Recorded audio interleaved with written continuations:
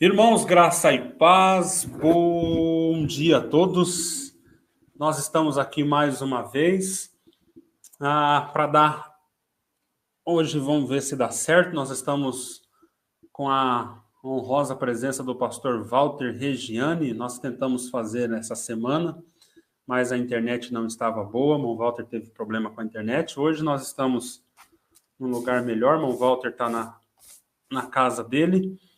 E parece que a internet é estável e nós vamos conseguir tocar o nosso assunto aqui, que é os mitos CCB. Na verdade, é uma playlist que o irmão Walter tem, o pastor Walter tem, ele é pastor da Igreja Batista Reformada de São Paulo, ele tem uma playlist no canal dele falando sobre os mitos evangélicos, né? Mas, como o nosso canal aqui é para lidar com o público ex-CCB, CCB, nós vamos perceber que esses mitos também é muito difundido no meio da congregação e é sobre isso que nós vamos falar. Sejam todos bem-vindos, já está chegando o pessoal aí, pai, mãe, já está aqui, ó. Betânia, Irmã Maria, sejam todos bem-vindos e conforme vai dando, eu vou lendo aqui os comentários, se tiver algumas perguntas a respeito do tema, nós vamos respondendo aqui. Vou fazendo para o irmão Walter e ele vai respondendo, tá bom? Bom dia, Mondião. Ó, o Mondião era ancião nos Estados Unidos, ó. Ancião em Memphis, da CCB. Graças a Deus entregou o ministério, está conhecendo a teologia reformada. Paz e graça, irmão John. Aline, Ricardo. Deixa eu chamar o irmão Walter aqui. Irmão Walter, graça e paz, bom dia, tudo bem, meu irmão? Bom dia, Fernando. Bom dia a todos os que estão aí online e também o bom dia, boa tarde ou boa noite para aqueles que irão assistir depois, né? Ó, tem a irmã Alane aí, ó, a irmã Alane é lá da Suíça, França, aquelas bandas lá, então lá já deve ser tarde já quase chegando a noite já. Que hora que é aí, Alane? Umas 4 da tarde? Então, para a Alane é boa tarde. Pastor, nós tentamos fazer a live aí semana passada, essa semana mesmo, né? Não conseguimos. Mas o senhor, como um bom calvinista, entende que é a soberania, né? Deus está no controle. Fernando, das duas, uma. Ou tinha alguém lá que não era para ouvir, ou estava faltando alguém que era para ouvir e está presente hoje, né? Um das duas. A palavra de Deus. A palavra de Deus é para quem Deus quer e não para quem quer. Vixe, olha aí, ó. Aí, gente. É isso aí, pastor Walter. Pastor Walter, vamos começar do zero, né? Como se nós não tivéssemos feito live nenhuma, porque boa parte do pessoal que estava aqui, mal ou bem, conseguiu acompanhar, né? Mas eu queria que o senhor se apresentasse de novo, falasse um pouco da igreja. Aí eu já tenho um banner aqui para falar das igrejas aí que tem a mesma confissão de fé e falar um pouco desse trabalho das igrejas batistas reformadas, tá bom? Fique à vontade, pastor. Então, na realidade, eu nasci dentro da Igreja Batista. Os meus pais, eles se converteram e quando eles casaram, eles já eram da Igreja Batista. Então, eu e meus irmãos, todos nós nascemos na Igreja Batista. E, na realidade, a Igreja Batista, hoje, quando você fala que você é batista, não significa muita coisa, porque hoje, como a Igreja Batista, ela é diferente da Congregação Cristã do Brasil, em que as igrejas, elas são dependentes de uma sede, elas estão debaixo de uma sede. A maior parte das Assembleias de Deus também é assim, a Presbiteriana do Brasil é assim, a Metodista é assim, a Católica é assim, a Igreja Batista não. A Igreja Batista, todas elas são independentes. É por isso que quando você vai numa Igreja Batista, ela não tem nada a ver com a outra Igreja Batista que você vai conhecer ou que você conheceu, porque elas são totalmente independentes. Então você vai encontrar a Igreja Batista fundamentalista, você vai encontrar a Igreja Batista pentecostal, você vai encontrar a Igreja Batista neopentecostal, você vai encontrar a Igreja Batista reformada, né? E todas elas designadas batistas. E eu fiz parte de Igreja Batista fundamentalista, em que o evangelho era baseado ali no seu comportamento. Então, dependendo do seu comportamento, você era crente, e dependendo do seu comportamento, você não era crente. Depois eu fiz parte de Igreja Batista com influência pentecostal e neopentecostal, e assim foi. E em 2010, eu zapeando no YouTube, eu encontrei o canal do pastor Josemar Bessa. E naquela época ele reproduzia, como ele continua fazendo até hoje, muitas pregações e spots de Charles Spurgeon, que é o príncipe dos pregadores, era um pastor batista do século XIX, da Catedral Metropolitana. Hã? É século XIX, Spurgeon? 1800 e lá, segunda metade do século XIX. Exato, confundi com o Edwards. Perfeito. E é que Edwards é do século XVIII, né? 18, é. 1700 e pouco. Isso. E ali, embora eu tivesse nascido na Igreja Batista, eu falei, que negócio é esse? Eu nunca ouvi falar nisso. Que evangelho é esse? E depois, nossa, é óbvio. Mas isso é óbvio. Está escrito aqui. Como que eu não entendia? Como que eu não entendia? Como que eu não entendia? Como que eu não entendia? E eu fiquei assim, comecei a chorar, comecei a me sentir enganado, comecei a me sentir enganado porque aquilo não tinha sido revelado para mim, enganador porque eu tinha ensinado o evangelho daquele jeito lá por muito tempo, eu já era pastor naquela época, e dali eu comecei a estudar mais e mais e mais e mais e mais e mais e mais e mais e mais,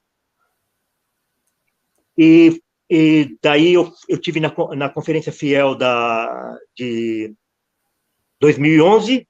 Na época eu já tinha organizado um grupo de estudo bíblico que eu fazia lá no escritório de terça-feira. E quando eu saí lá da Conferência Fiel, eu saí lá impactado e saí decidido a plantar uma igreja reformada, uma igreja batista reformada. E no começo de 2012, eu organizei um grupo com essa visão, com essa perspectiva da gente plantar uma igreja batista reformada. Então, o grupo funcionou no ano de 2012 inteiro, e no começo de 2013, nós começamos, então, a nos reunirmos lá como igreja. A nossa igreja, eu costumo dizer que ela tem o endereço mais fácil do Brasil, porque até Dom Pedro, que era português, morava no Rio de Janeiro e estava em Santos, ele achou a nossa igreja, porque a nossa igreja fica ali às margens do Riacho do Ipiranga, né? Em frente ao Museu do Ipiranga, pertinho do centro. Nós estamos a 10 minutos do centro de São Paulo. Então, desde 2013, nós estamos lá em São Paulo, e nesse período, por causa da carência que existe de igrejas bíblicas, nós já plantamos outras 6 igrejas. Então, até, Fernando, se você puder colocar aquele banner lá das igrejas. Coloco. Uhum. Dá uma olhada aí, pessoal. Esse daí as nossas igrejas, né? Tem a Igreja de São Paulo, tem Francisco Morato, São Bernardo, Cotia. Vamos falar aqui então, pastor, Igreja Batista Reformada de Francisco Morato, né? Aqui fica na rua Pedro Leza, 631. Aí tem a Igreja Batista Reformada de São Bernardo do Campo, na Avenida Presidente Arthur Bernardes, 269. A Igreja de São Bernardo está até mudando. Domingo que vem, semana que vem, eles vão mudar de endereço, porque lá a igreja cresceu demais e eles estão mudando de endereço lá, a Igreja de São Bernardo. Que maravilha. Vai mudar então. Mas então anota o telefone aí, É 11 97 647 1168. Alguém precisar pode perguntar aqui para mim que eu passo esse banner aqui. Igreja Reformada de Diadema. Tinha alguém perguntando para mim de Diadema. Aí, Igreja Reformada de Diadema. Rua das Turmalinas, 108, no centro. Igreja Reformada de Iguaporã, Praça Leôncio Cardoso, também no centro. Ela na Bahia. Iguaporã na Bahia. Isso, Iguaporã, Bahia. Igreja Reformada de Cotia, a Estrada do Padre Inácio, 956. Igreja Reformada de Guaianazes, Rua Bom Jesus da Penha, 351, e a Igreja Reformada de São Paulo, onde o pastor Walter está. Isso, pastor? Sim. Rua Vasconcelos Irmãos, Drummond, 203. essas daí são a igreja que nós plantamos. Agora tem várias igrejas batistas reformadas no Brasil inteiro. Inclusive, na outra live, estava lá o pastor de Sorocaba, o pastor Wilson, lá de São José dos Campos também. Então, hoje, se você jogar lá no YouTube, você vai encontrar muitas igrejas reformadas. Inclusive, Fernando, eu quero dar uma dica. Se alguém que estiver procurando uma igreja bíblica da sua cidade e não encontrar, no site do Ministério Fiel tem um mapa das igrejas. É verdade. Sempre falo desse site aqui, pastor. Então. Tá ótimo. Escreva assim no Google, gente, ó, Mapa Fiel. Vai aparecer lá o mapa da Fiel e você procura a tua cidade e vai ter ali as igrejas, possivelmente são igrejas reformadas. Já tive caso de estar lá na Fiel e não ser uma igreja reformada. Então, Sim. vá, pega o endereço e vá lá conhecer, conversa com o pastor. Pastor, só abrindo parênteses aqui, como identificar uma igreja reformada? Bom, primeiro eu acho que você precisa identificar uma igreja bíblica. Antes de identificar uma igreja reformada, você precisa identificar uma igreja bíblica. Uma igreja bíblica, ela é caracterizada por 3 aspectos. Primeiro, é a pregação bíblica. É a pregação bíblica. Esse primeiro aspecto de uma igreja bíblica. Ela tem uma pregação bíblica. E, geralmente, essas igrejas, elas são caracterizadas pela pregação expositiva, onde o pastor não fala dele. O pastor fala a respeito das Escrituras. Ele lê as Escrituras, ele explica as Escrituras e ele aplica as Escrituras. Essa é a primeira coisa. Então, você vai na igreja, ele está lendo o texto, ele está explicando o texto, e ele está aplicando o texto com fidelidade. Então, aquele é o primeiro grande indício de que aquela igreja é uma igreja bíblica. A segunda característica é a correta ministração das ordenanças, que é o batismo e a ceia do Senhor. Então, você precisa ver se aquela igreja ela está respeitando as ordenanças dadas por Cristo, que é o batismo e a ceia do Senhor. E, terceiro, é a disciplina bíblica. Se aquela igreja ela aplica a disciplina bíblica dos membros faltosos, né, conforme manda a Escritura. Uma coisa que eu queria aqui, ó. Se você tiver dificuldade em saber o que é uma igreja bíblica, eu recomendaria para você esse livro aqui do Mark Dever, 9 Marcas de uma Igreja Saudável. É excelente. Ele vai falar tudo, não somente a respeito de uma igreja bíblica, mas também a respeito de uma igreja saudável. Chama 9 Marcas de uma Igreja Saudável.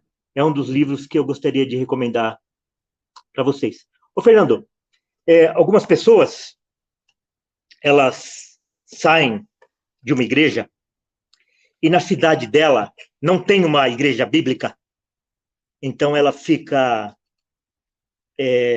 assistindo pelo YouTube, ela precisa, às vezes, viajar muito para encontrar. Então, o que eu recomendaria? Eu recomendaria para essa pessoa que está numa cidade em que tem outras pessoas que conheceram o Evangelho, mas lá nessa igreja, nessa cidade, não tem uma igreja bíblica, eu recomendaria que eles orassem e plantassem uma igreja naquele local. Foi o que aconteceu aqui em São Paulo com a gente. Nós conhecemos as doutrinas da graça, e perto aqui não tinha nenhuma igreja, e a gente resolveu plantar a igreja. O mês passado, teve na nossa igreja um grupo de Cambará. Conheço todos. Hã? Sim, conheço todos eles. Conhece? Então, eles estiveram aqui na nossa igreja, e nós estamos apoiando eles para plantar uma igreja batista reformada lá em Cambará. O senhor está acompanhando eles lá? Estou. Então, no meu canal do YouTube, depois, se vocês quiserem, vocês mandam uma mensagem no WhatsApp da igreja. Você quer passar aí o WhatsApp da igreja, ô, Fernando? Tá aí no rodapé do vídeo aí. Contato Igreja Batista Reformada de São Paulo, 11 94490 3705, perfeito?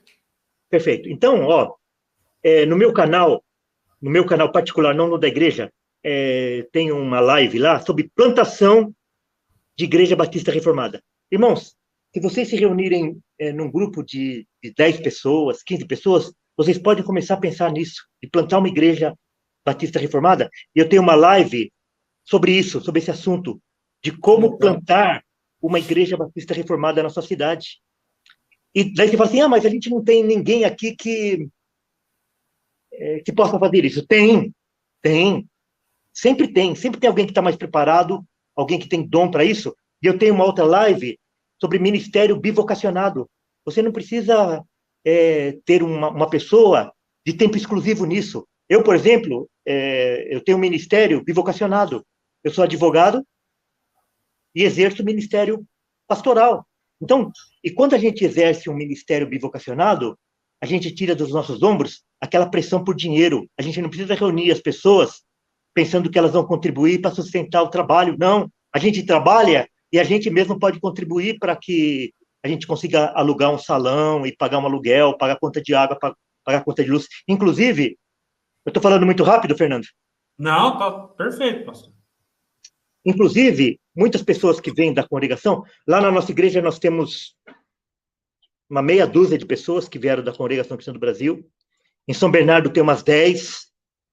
Em Francisco Morato também tem várias pessoas que saíram da congregação. E eles se identificam com a nossa igreja justamente por causa disso. As nossas igrejas, os pastores, eles são bivocacionados, eles não recebem salário da igreja, e a gente não fica falando de dinheiro. As pessoas contribuem com liberalidade. O culto, ele é destinado somente para Cristo. O culto é para Cristo. Então, a gente não se reúne para fazer arrecadação de dinheiro e para sustentar ninguém. Então, tem uma outra live lá sobre o ministério bivocacionado. As instruções que eu dou para quem tem um chamado ao ministério pastoral, mas exerce uma outra profissão. Então, lá você vai poder ter algumas orientações de como que você pode estar à frente, junto com outras pessoas, para a plantação de uma igreja bíblica, né? E essa daqui voltando, para quem deseja fazer isso, isso é um excelente guia, não somente para você identificar a igreja que você está, mas também se você tiver o desejo de plantar uma igreja, e eu recomendo aquelas 2 lives lá, a plantação da igreja e também o ministério bivocacionado.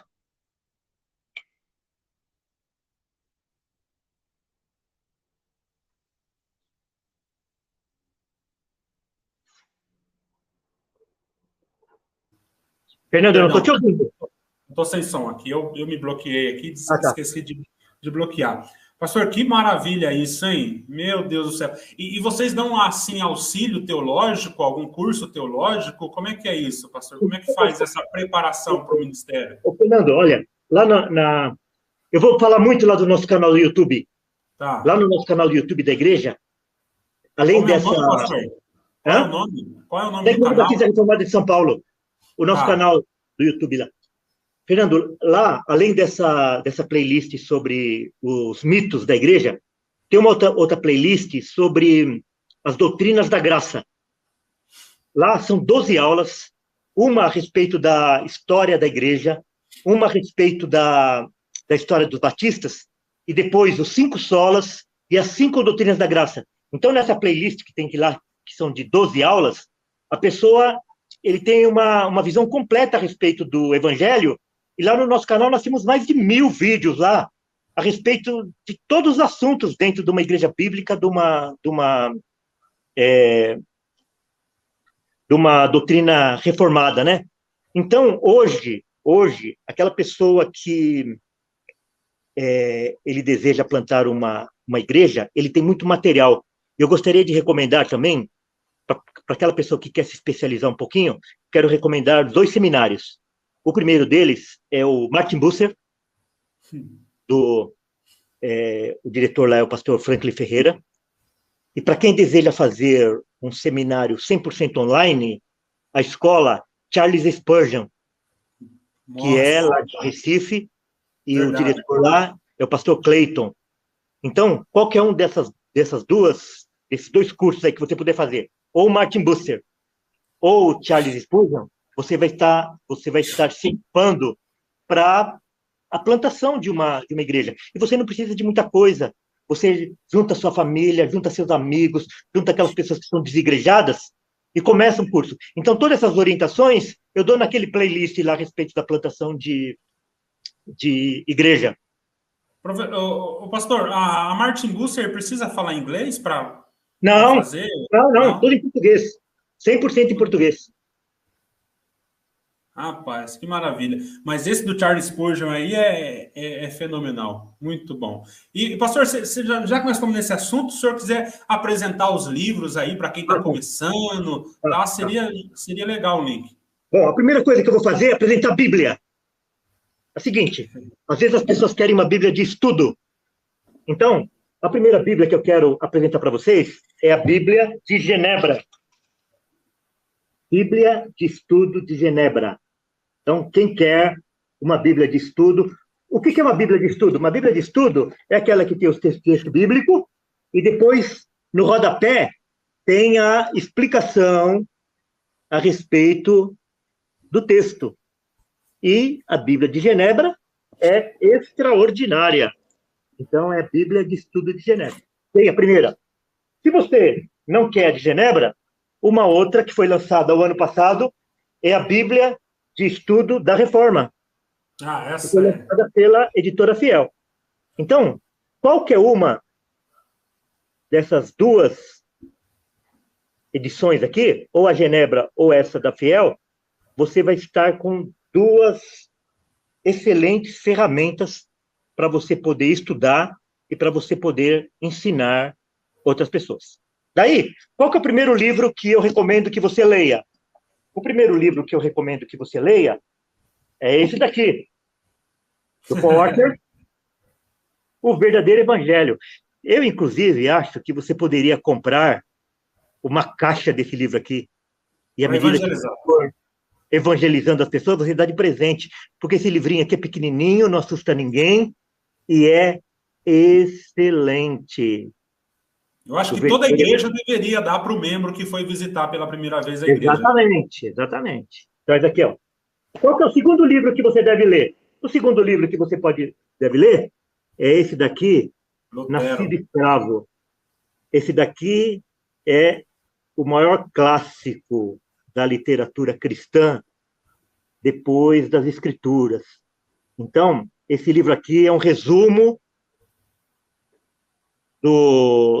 de um livro bem maior do Martinho Lutero, que ele detona aquela doutrina diabólica do livre-arbítrio.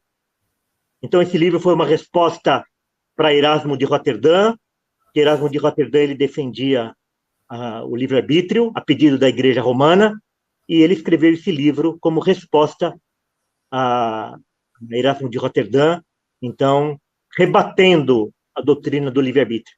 Então, se você quer ter elemento para aprender e para poder conversar com outras pessoas a respeito do livre-arbítrio, irmãos, o livre-arbítrio ele está impregnado dentro da igreja evangélica de um modo geral, ao ponto de que hoje a igreja evangélica em geral, eu não estou falando só do CCB, eu estou falando da igreja evangélica em geral, doutrinariamente falando, ela está muito mais perto da igreja romana do século XVI do que da igreja reformada do século XVI.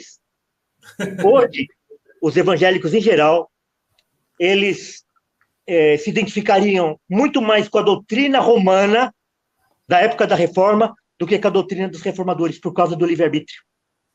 Então, se é uma coisa que hoje deve ser combatida com toda a ferocidade dentro das igrejas evangélicas, é a doutrina do livre-arbítrio. Irmãos, ou você é salvo pelo livre-arbítrio, ou você é salvo por Cristo. Essas duas coisas, elas são incompatíveis. Nós somos nós nascemos escravos do pecado, e nenhum escravo é livre. Então, ou você é escravo do pecado, ou você é escravo de Cristo. Ninguém é livre. Então, se Cristo não te libertar, e você se torna voluntariamente servo de Cristo, você vai ser eternamente escravo do pecado, e daí o seu livre-arbítrio não é livre, porque ele está escravizado pelo pecado. Então, por isso que quando Deus nos deixa com liberdade, a nossa liberdade só nos leva a pecar mais e mais. Muito bom, pastor. Muito bom. Um outro livro, de Charles Spurgeon, Os 5 Pontos do Calvinismo. Ok? Excelente. O Franklin Ferreira também tem um livro sobre esse assunto, Os Pilares da Fé Cristã. E o John Piper também tem um livro a respeito dos 5 pontos do calvinismo. Qualquer um deles está excelente, mas esse daqui do Spurgeon também, lá da Estandarte de Cristo, da editora Estandarte de Cristo, lá, dos nossos irmãos lá de Francisco Morato, é um excelente guia para você também, um livro fininho. Qual editora, pastor? Está perguntando aqui a Maria. Estandarte de Cristo. Estandarte de Cristo, esse daqui. Esse é de um irmão, né? É de um irmão de Francisco Morato, não é? Exatamente. Esse daqui, Voltemos o Verdadeiro Evangelho e o Nascido Escravo, é da editora Fiel. Os 5 Pontos do Calvinismo é do Estandarte de Cristo. Outro livro extraordinário, do Sproul, Eleitos de Deus.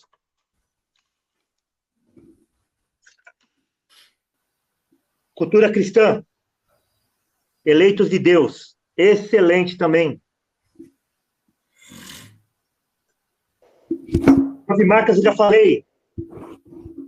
Da editora Fiel também, do Mark Dever. 9 Marcas de uma Igreja. Outro clássico, irmãos, O Peregrino. O Peregrino. Spurgeon leu esse livro mais de 100 vezes. Depois das Escrituras Sagradas, o livro mais lido do cristianismo é O Peregrino. Então, você deveria ler esse livro também. O Peregrino tem várias edições. A minha aqui é do Mundo Cristão. Ok? O Peregrino. Agora, você quer ser impactado na sua vida? 2 livros do Pink. Os Atributos de Deus. Esse é dispensável. Irmãos, todos esses livros aqui que eu estou falando, é todos livros assim que você vai ser impactado extraordinariamente. Então, Os Atributos de Deus. Esse aqui é da PES. PES pode comprar todos, né, pastor? É tudo livrinho pequeno e barato, né? E esse aqui, Deus é Soberano, também do Pink. Irmãos, é extraordinário esses livros, irmãos. Então, o que eu estou passando aqui para vocês é só filé. É só filé. Agora, é o seguinte. O primeiro livro que eu li quando eu conheci as doutrinas reformadas foi esse daqui, Vivendo para a Glória de Deus. Você quer investir um tempo num outro nível de espiritualidade, num outro nível de teologia, um livro que vai impactar não somente a sua fé, mas vai impactar o seu casamento, impactar a sua profissão, impactar as suas finanças, é esse livro aqui, Joel Bick, Vivendo para a Glória de Deus, da editora Fiel também. Eu li esse livro aqui inteiro, ele é um pouquinho mais denso, mas chorando esse livro aqui. Irmãos, maravilhoso. Pastor, eu acabei de ler a Teologia Puritana do Joel Bick. O senhor sabe qual que é? Sei. Lógico que ele também é mais denso, é 1.500 páginas, mas é ler chorando, é ler e ir para o quarto orar e clamar por misericórdia, porque estudar os puritanos e ver aqueles irmãos ali é incrível. E quem quer conhecer um pouquinho mais a respeito dos primórdios da fé batista reformada, é a Confissão de Fé Batista de 1689. Então, tem essa edição aqui que é da Fiel, tem essa edição aqui que é lá do pessoal do Estandarte de Cristo também, tá? E essa última aqui também lançada lá pelo pessoal do Estandarte de Cristo lá, Confissão Batista de 1689, e comentada pelo Samuel Waldron, tá? Então, irmãos, esses livros aí que eu gostaria de indicar para Maravilha. vocês. Tem milhares de outros, mas eu acho que esses livros aí que eu estou indicando para vocês é um bom começo aí. Pastor Walter, a Alane, ela fez duas perguntas aqui que eu queria perguntar para o senhor. Quando você diz dos sacramentos, né? A execução, quando eu perguntei sobre igreja bíblica, o senhor falou sobre a ministração correta dos sacramentos, batismo e santa ceia. Na realidade, Entender? sacramento é uma terminologia mais presbiteriana, né? E também católica, né? Uhum. Nós, batistas, nós usamos o termo ordenanças. Foram aquelas ordens deixadas por Cristo a respeito do batismo e da ceia. Qual que é a pergunta? O que seria uma ministração correta dessas ordenanças? O que é fazer de forma correta o batismo e a ceia para identificar aí uma igreja reformada, como o senhor falou? Então, o batismo, nós batizamos apenas adultos. Adulto, aqui você entende como aquela pessoa que já tem consciência e tem condições de professar a sua fé. Então, nós não batizamos, por exemplo, bebês, né? Nós só Certo. batizamos a pessoa depois que ela tem a compreensão do evangelho e ela tem condições de declarar a sua fé. E nós ministramos o batismo, a ordenança de Jesus, por imersão. Então, essa, inclusive, é uma das razões porque as pessoas que saem da Congregação Cristã do Brasil, eles se identificam um pouco mais conosco, porque também, na forma, assim, é um batismo parecido com aqueles que tem na congregação, porque a congregação também não batiza bebês, né? Não. Correto? Correto. E a ceia, nós fazemos a ceia de forma regular e somente para aqueles que já professaram e já têm um compromisso com Cristo, né? Então, a forma correta de você ministrar essas duas ordenanças de Cristo é dessa forma. Uma correta ministração do batismo, somente para crentes, somente para adultos, por imersão, e a ceia do Senhor apenas para aqueles que já têm um compromisso com Cristo. Maravilha. A Alane também pergunta se o senhor tem alguma recomendação de curso de formação para aconselhamento bíblico para mulheres. Alguma coisa direcionada a mulheres. Tem alguma coisa? Tem alguns livros, e tem no Ministério Fiel, lá no site da Fiel, eles têm vários cursos. Eu até queria recomendar, lá na Fiel, no site da Fiel, tem centenas de cursos. Parece que eles têm lá uma forma lá que você paga, parece que R$ 29 ou R$ 30 por mês, e você tem acesso a todos aqueles cursos da editora Fiel lá, livremente. E lá tem cursos. Fernando, me tira um pouquinho aí do ar, que eu vou pedir aqui para minha mulher 2 livros a respeito de aconselhamento bíblico, e eu Tá, já volto. Me tira, por favor. tá. Deixa eu cancelar aqui, pastor. 2 minutinhos só e já volto. Tá, enquanto isso, eu vou colocar aqui a conferência que vai ter aí no Tá começo do certo. ano. Tá? Gente, eu quero compartilhar com você aqui que na igreja do pastor vai ter essa conferência aqui, ó. Show. Ó, um lugar bom para nós se encontrar. Nós estamos falando em se encontrar lá na Old School, mas essa daqui vai ser top também, viu? Vai ser dia 29/1 que vai começar. 29/1. Vai o Franklin Ferreira, Jonas Madureira, Eber Campos Júnior, Solano Portela, o próprio pastor Walter, Mauro Meister e o Josemar Bessa, dia 4/2 e 5/2, aqui em São Paulo. Se Deus quiser, eu quero ir, pelo menos nessa aqui de sábado e domingo com o Josemar Bessa. Vai ser dia 4/2 de 2023 e 5/2/2023. Ok? Já estou divulgando aqui para os irmãos. Conferência em comemoração aos 10 anos da Igreja Batista Reformada em São Paulo. Então vai ter esses pré-leitores. Eu não sei, parece que não tem um tema aqui, mas enfim. Para quem quer conhecer a teologia reformada, é um ótimo encontro para nós estarmos juntos lá, ok? Feito, deixa eu chamar aqui o pastor Walter. Então, Fernando, para mulheres, são livros escritos por mulheres e eles são muito bons para aconselhamento. É O Sofrimento, de Elizabeth Elliot, da editora Fiel.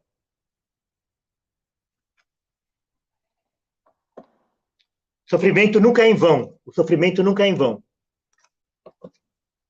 Esse de Jane Oshman, Que Eu Diminua. As irmãs já estudaram todos esses livros lá na igreja. Nancy Wilson, Contentamento. Até a capa aqui é uma capa bem feminina, tá vendo? Já li esse, hein, pastor? Já leu? Já. Esse aqui é da Trinitas. A editora Trinitas também tem um material muito bom. Eles são ligados lá, a nossa igreja lá de São Bernardo, ó. A Cidade de Cristo é ligada lá à nossa igreja lá de Francisco Morato, e a Trinitas é ligada à nossa igreja lá de São Bernardo do Campo. Se vocês quiserem conhecer um pouquinho mais a respeito da educação clássica, também vocês podem entrar lá no site da Trinitas. Esse daqui, da Trinitas também, A Língua é Fogo. As irmãs já estudaram esse livro. Nós só conhecemos a língua de fogo. Agora a língua é fogo, aí a língua é fogo. E esse daqui é da Fiel, Ministério de Mulheres. Da editora Fiel também, Ministério de Mulheres. Glória Furman e Kathleen Nelson. Ok? Então, para as irmãs aí, a gente recomenda esse livro. Já. Uhum. Ministério de Mulheres. Amando e servindo a igreja por meio da palavra. Especialmente para as irmãs que querem também servir a igreja. Através do Ministério de Mulheres. Maravilha. Tem leitura aí para um ano, hein? Muito obrigado pelas indicações, está dizendo aqui a Alane. Já tem um livrinho, já tem uma turma de livro aí para ler o 2023 inteirinho, né, pastor? 2022, né? 2022 e parte de 2023. Isso aí. Pastor, mas vamos lá começar a nossa live aqui, ó. Depois de 40 minutos, nós vamos começar a nossa live. Isso aqui foi só a introdução, hein? Poxa. Muito bom, pastor. Pastor, vamos falar sobre os mitos CCB. Eu lembro que eu fiz a pergunta para o senhor. O que nós queremos dizer com mitos? O que é mito? O que o senhor quer dizer com mito? As pessoas, eles ouvem alguma coisa e pensam que aquilo é bíblico. Então, por exemplo, assim, quem dá aos pobres empresta a Deus. E a pessoa acha que lá é um versículo da Bíblia. Ou então a pessoa pega um versículo totalmente fora de contexto, ele faz uma doutrina em cima daquilo, uma doutrina completamente antibíblica, e na hora que você vai se aprofundar naquele tema, você vê que aquilo lá é um mito, é uma mentira, é uma coisa que todo mundo acredita, a maior parte das pessoas acreditam, mas aquilo não é bíblico, aquilo não é verdade. Então, por exemplo, assim, tem a letra mata, né? A letra mata, e o espírito vivifica, e a pessoa acha que, então, a letra mata é que você não pode estudar nada, porque isso mata teu espírito. O outro Cristo sem igreja não, é um outro mito que tem muita gente que é desigrejada. A pessoa, ele quer justificar a sua falta de compromisso com a igreja de Cristo e ele vai atrás desse mito. Um outro, Deus fez a parte dele e agora você precisa fazer a sua. É também presente em basicamente quase que 100% das igrejas cristãs. Então, Deus fez a parte dele, agora você precisa fazer a sua. Deus odeia o pecado, mas ama o pecador. É um outro mito, que o Paul Washer bate muito de frente nesse mito aí. Outro mito, não julgueis. Então, a pessoa pega Mateus 7:1 lá, não julgueis para não ser julgado, faz uma interpretação completa do texto, e daí qualquer crítica que você faz a respeito de qualquer doutrina, a pessoa pega e saca esse versículo aí. Antigamente, o texto mais conhecido das Escrituras era João 3,16, porque Deus amou o mundo de tal maneira que deu seu Filho unigênito para que todo aquele que nele crê não pereça, mas tenha a vida eterna. E hoje e parava aí. Parava aí, né, pastor? Nunca continuava, né? E hoje o versículo mais conhecido da igreja é Mateus 7:1. Não julgueis para que não sejais julgados. Outro mito. O Deus do Antigo Testamento era bom, mas o Deus do Novo Testamento era mau. O Deus do Antigo Testamento era mau, mas o Deus do Novo Testamento é bom. Como se Deus mudasse. Meu Deus do céu. Outro mito que nós vamos falar hoje é sobre que Deus olha a sinceridade do coração. O que vale é a sinceridade do coração. Outro mito. Um outro grande mito que está presente na vida de muito crente. Pregue o evangelho e, se preciso, use palavras. Essa é boa. Ai. Fernando, é difícil o sangue não subir a cabeça, viu? Dá até uma tremedeira ouvir essa, viu, pastor? Outro, todos os caminhos levam a Deus. Pastor, os anciãos da CCB falam muito isso. Porque eles sabem que a Irmandade ali é totalmente despreparada para pregar o evangelho, então você vai ouvir muito isso. O teu testemunho anuncia o evangelho. Nossa, essa dá até uma vertigem. É o seguinte, o testemunho, ele está ligado à palavra. Ele está ligado à palavra. Então, eu já falei que eu sou advogado, né? Quando a gente chama uma testemunha no tribunal, ela é obrigada a falar. Olha só. A pessoa, ele é chamado no tribunal para testemunhar, ninguém vai olhar a roupa dele, ninguém vai olhar a vida dele, vai olhar aquilo que ele vai falar, aquilo que ele vai testemunhar a respeito de um assunto. Então, se nós somos chamados para testemunharmos de Cristo, nós devemos verbalizar a respeito da obra de Cristo, da vida de Cristo, da glória de Cristo, não a nossa. Onde que o pessoal achou que testemunhar é você falar da sua vida? Olha, antes eu bebia, agora não bebo mais. Antes eu fumava, agora não fumo. Você está sendo testemunha de você. Onde já se viu? Meu Deus, muito bom. É por isso que eu recomendo esse livro aqui, ó, Vivendo para a Glória de Deus. Você pega as pregações dos puritanos, os puritanos não falavam deles. Uma verdadeira pregação bíblica quase que não tem experiências pessoais. Raramente entra uma experiência pessoal numa pregação bíblica. A pregação bíblica é falar de Cristo, falar de Cristo, falar de Cristo, falar de Cristo. Paulo vai dizer, nada propus saber entre vós, a não ser Cristo e esse crucificado. Interessante, né? Era a única... Por isso que ele falava assim, ó, eu não me envergonho do evangelho de Cristo. Ó, e outro mito, todos somos filhos de Deus, né? Então, algumas coisas que correm aí no mundo, e no mundo evangélico, no mundo gospel, as pessoas ficam repetindo e é só mito, não tem nenhuma base. Por que acontece isso, pastor? Por que se cria esses mitos? É um afastamento do sola escritura, da palavra de Deus? Como é que surge isso? Desconhecimento das escrituras. Então você fala isso para uma pessoa, por exemplo, ela fala assim, mas todo mundo é filho de Deus. Aí você fala assim, onde que você leu isso? Mas eu sei, não sei, mas eu sei. Ou então, eu penso assim, eu acho. Ó, uma pregação bíblica, você nunca vai ver o pregador falando assim, olha, eu acho e eu penso. O pregador bíblico, ele fala assim diz as Escrituras. Assim diz as Escrituras. O pregador bíblico, ele não fala, eu acho, eu penso. Veja bem, essas palavras não tem na pregação bíblica. Então, esses mitos, eles surgem. Jesus não falou assim, olha, errais não conhecendo as Escrituras nem o poder de Deus. É isso. As pessoas não conhecem as Escrituras nem o poder de Deus, e eles ficam repetindo coisas completamente fora e contrário da palavra de Deus. Muito bom. Pastor, vamos começar por um aí que o senhor falou, que é muito forte dentro da CCB. E eu queria que o senhor falasse se é verdade essa frase. Queria que o senhor falasse se qual sinceridade é necessária e fundamental e qual é o perigo de nós considerarmos essas pessoas salvas, que é o que vale é a sinceridade do coração. O que vale é a sinceridade.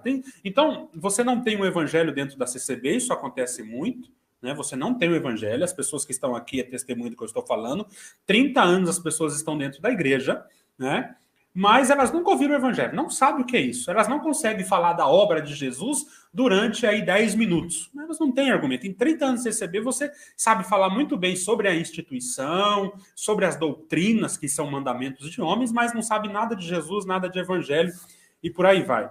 Só que tem muitas pessoas dentro da CCB, pastor, que elas são sinceras, né? Pessoas aí da obra da piedade. Minha mãe, por exemplo, quando era da CCB, graças a Deus, foi alcançada pelo evangelho. Está aqui, inclusive, na live. Ela, 2 horas da tarde, no sol de Londrina, ela estava descendo lá nas favelas de Londrina para atender o pobre, né? 4 horas da tarde, subindo aqueles morros lá com 40 graus na cacunda. Aí eu olharia para minha mãe e falaria, ela não sabe nada do evangelho. Ela não tem ideia do que é a obra da cruz. Mas é uma mulher muito sincera. É muito sincera. Então Deus vai olhar a sinceridade do coração dela. Não é possível que a minha mãe vai ficar para o lado de fora. Queria que o senhor falasse um pouco sobre isso. Isso é falso? Até que ponto isso é falso? O que a Bíblia diz sobre isso? Bom, vamos falar um pouquinho da origem dessa palavra sinceridade.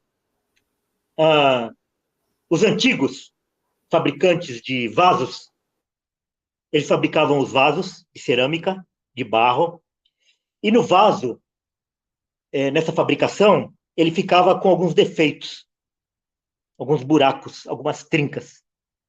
E eles pegavam, e nesses trincos, nesses buracos, e passavam cera. E depois pintavam, e o vaso parecia íntegro. Mas, na realidade, aquele era um vaso defeituoso, porque os defeitos estavam cobertos com cera. Então, uma pessoa entendida, ele chegava para comprar um vaso e ele pedia um vaso sem cera. Sem cera. Então, desse sem cera, um vaso íntegro, é que surgiu essa palavra sinceridade. Quer dizer, sem cera. A pessoa, ele é íntegra. Ele não tem disfarce. Não tem nada por detrás daquilo lá. Não tem engano. Então, uma pessoa sincera é uma pessoa que é íntegra. Ela está fazendo aquilo com integridade de coração. Agora é o seguinte. Deus, quando ele resolveu salvar pessoas, através de Cristo, ele estabeleceu quais seriam os meios que essa pessoa deveria ser salva. Então, essas pessoas, elas seriam salvas através do arrependimento, através da fé, através da perseverança, da fidelidade. Agora, todas essas coisas, a fé, o arrependimento verdadeiro e a perseverança, elas são dádivas de Deus. É Deus que dá a fé, é Deus que dá o arrependimento verdadeiro e é Deus que guarda a pessoa para não tropeçar. Então, a sinceridade, ela está vinculada ao arrependimento sincero. Ela está vinculada à fé sincera. Ela está vinculada a uma vida de piedade sincera. Não a pessoa realizar as suas próprias obras com sinceridade. Não existe isso nas Escrituras. Olha, tem uma vida bonita e sincera e você vai ser salva. Ô, Fernando, quando é que eu fui impactado com isso? Eu fui impactado com isso quando eu fui fazer uma viagem para Israel, em 2010. Eu fui visitar o Muro das Lamentações, meia-noite, mês de janeiro, inverno, lá, 0 grau. O Muro das Lamentações estava cheio de pessoas orando, de judeus orando. Meninos, adolescentes, jovens, adultos, anciãos, que eles ficavam o tempo inteiro sentados porque não aguentavam ficar de pé. Ali orando. E sabe por que chama Muro de Lamentações? Muro de Lamentações, porque eles estão ali no muro, se lamentando pela destruição do templo e pedindo para Deus para que o templo seja reconstruído. Então a lamentação deles é se lamentando pela destruição do templo. E eles ficam lá orando, orando, orando, orando. E tem alguns detalhes. O primeiro deles, nunca o muro fica vazio. Então, se tiver uma pessoa lá orando, lá no Muro das Lamentações, e não chega mais ninguém, enquanto não chegar uma pessoa, aquela pessoa que está orando lá, ela não vai embora. O muro nunca fica vazio. E outra coisa, durante todo o tempo das orações e da leitura das escrituras lá, eles ficam balançando assim o corpo. Qual é o significado disso? Para que todo o corpo esteja envolvido na oração e na leitura da palavra. Daí você olha para as pessoas e fala assim, essas pessoas, eles não têm Cristo, mas eles são sinceras. Será que Deus vai desprezar a sinceridade dessas pessoas? Daí, eu fui na igreja ortodoxa. A igreja ortodoxa, ela não tem esculturas, né, de imagem de escultura. Mas tem as imagens dos santos lá da igreja ortodoxa pintadas, os ícones pintadas na parede.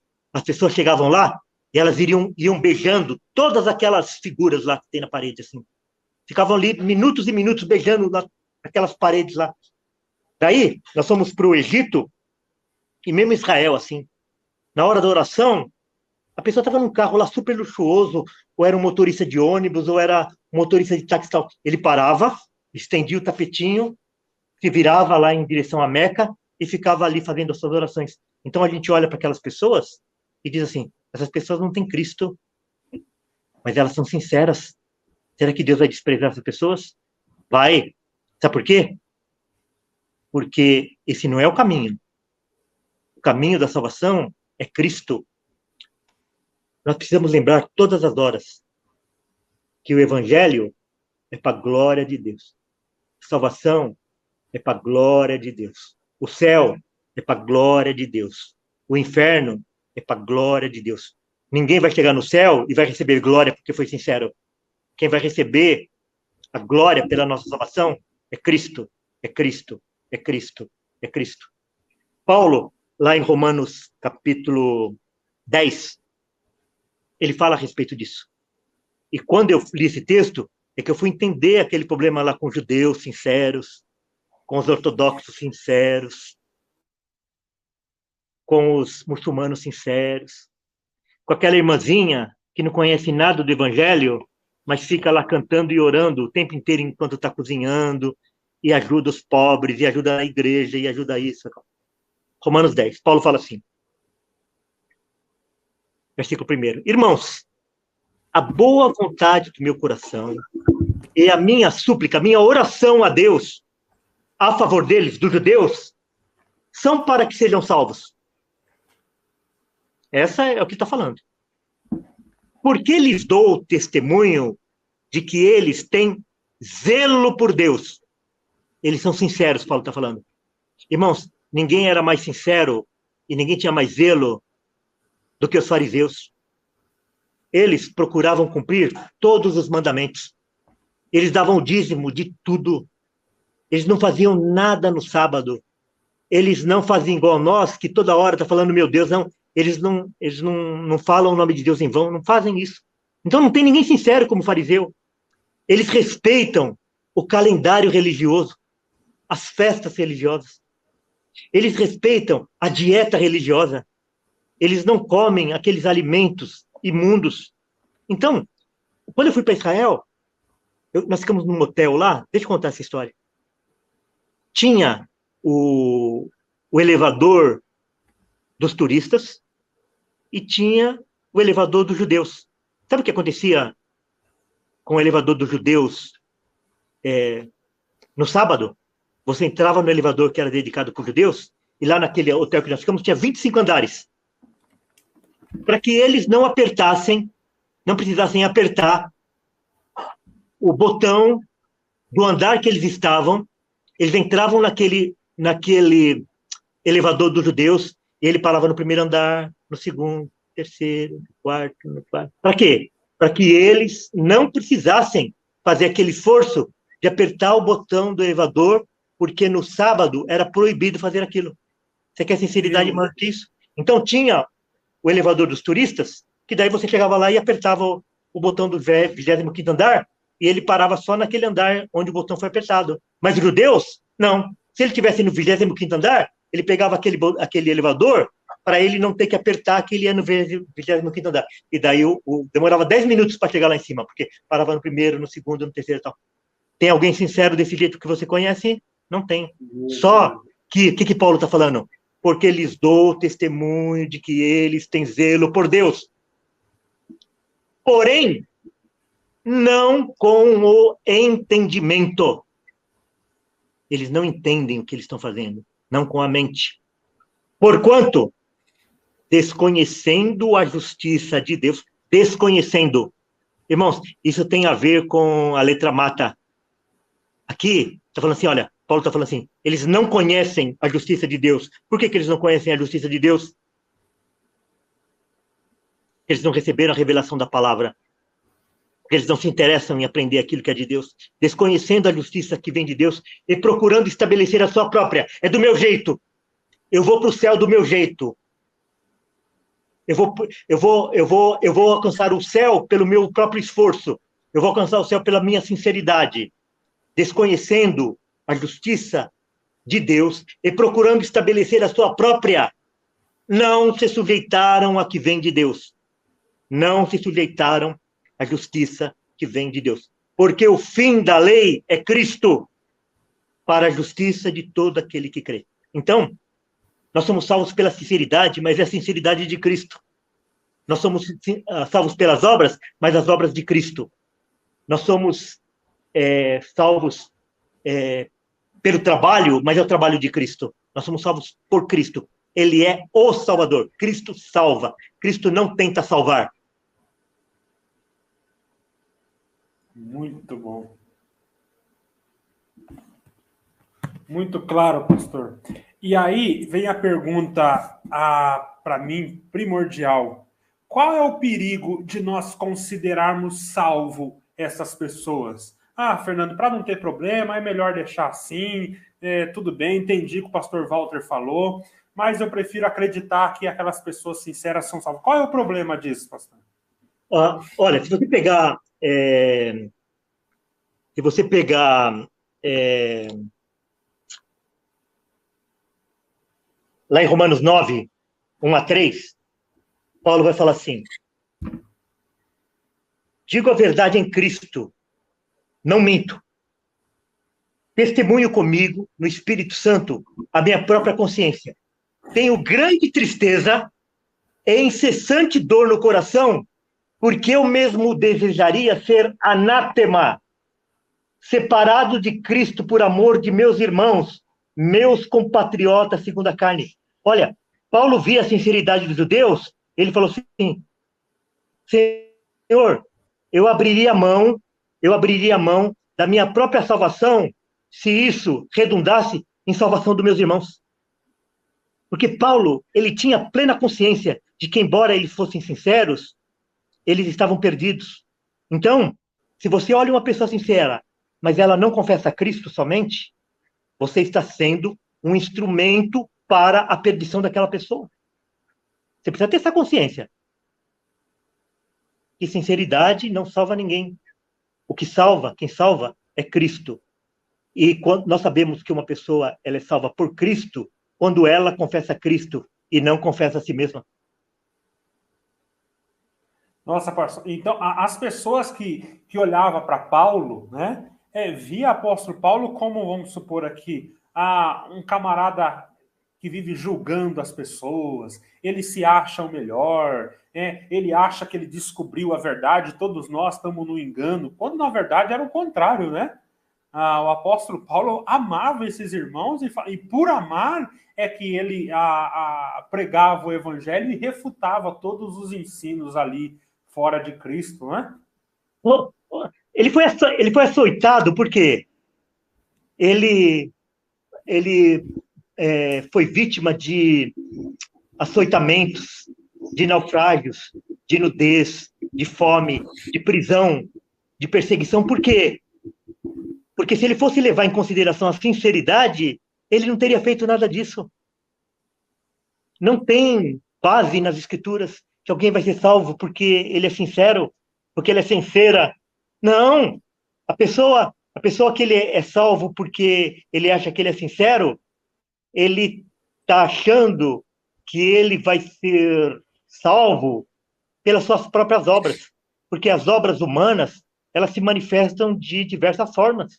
E uma das formas é a pessoa achar que ele vai ser salvo porque ele é sincero.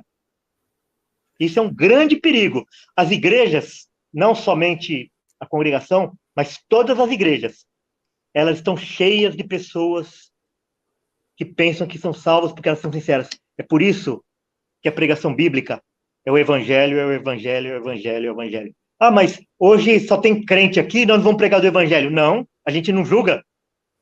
O não julgueis tem a ver com isso. Como que você vai deixar de pregar o evangelho para uma pessoa porque você acha que ela é cristã? Você tá julgando.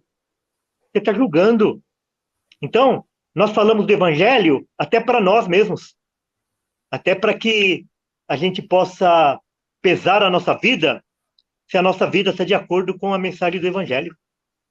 Pastor, apareceu uma frase aqui do irmão José Aparecido e eu queria que o senhor comentasse para a gente não cair em outro erro. Ele diz assim, só a fidelidade em Cristo salva. É verdade isso?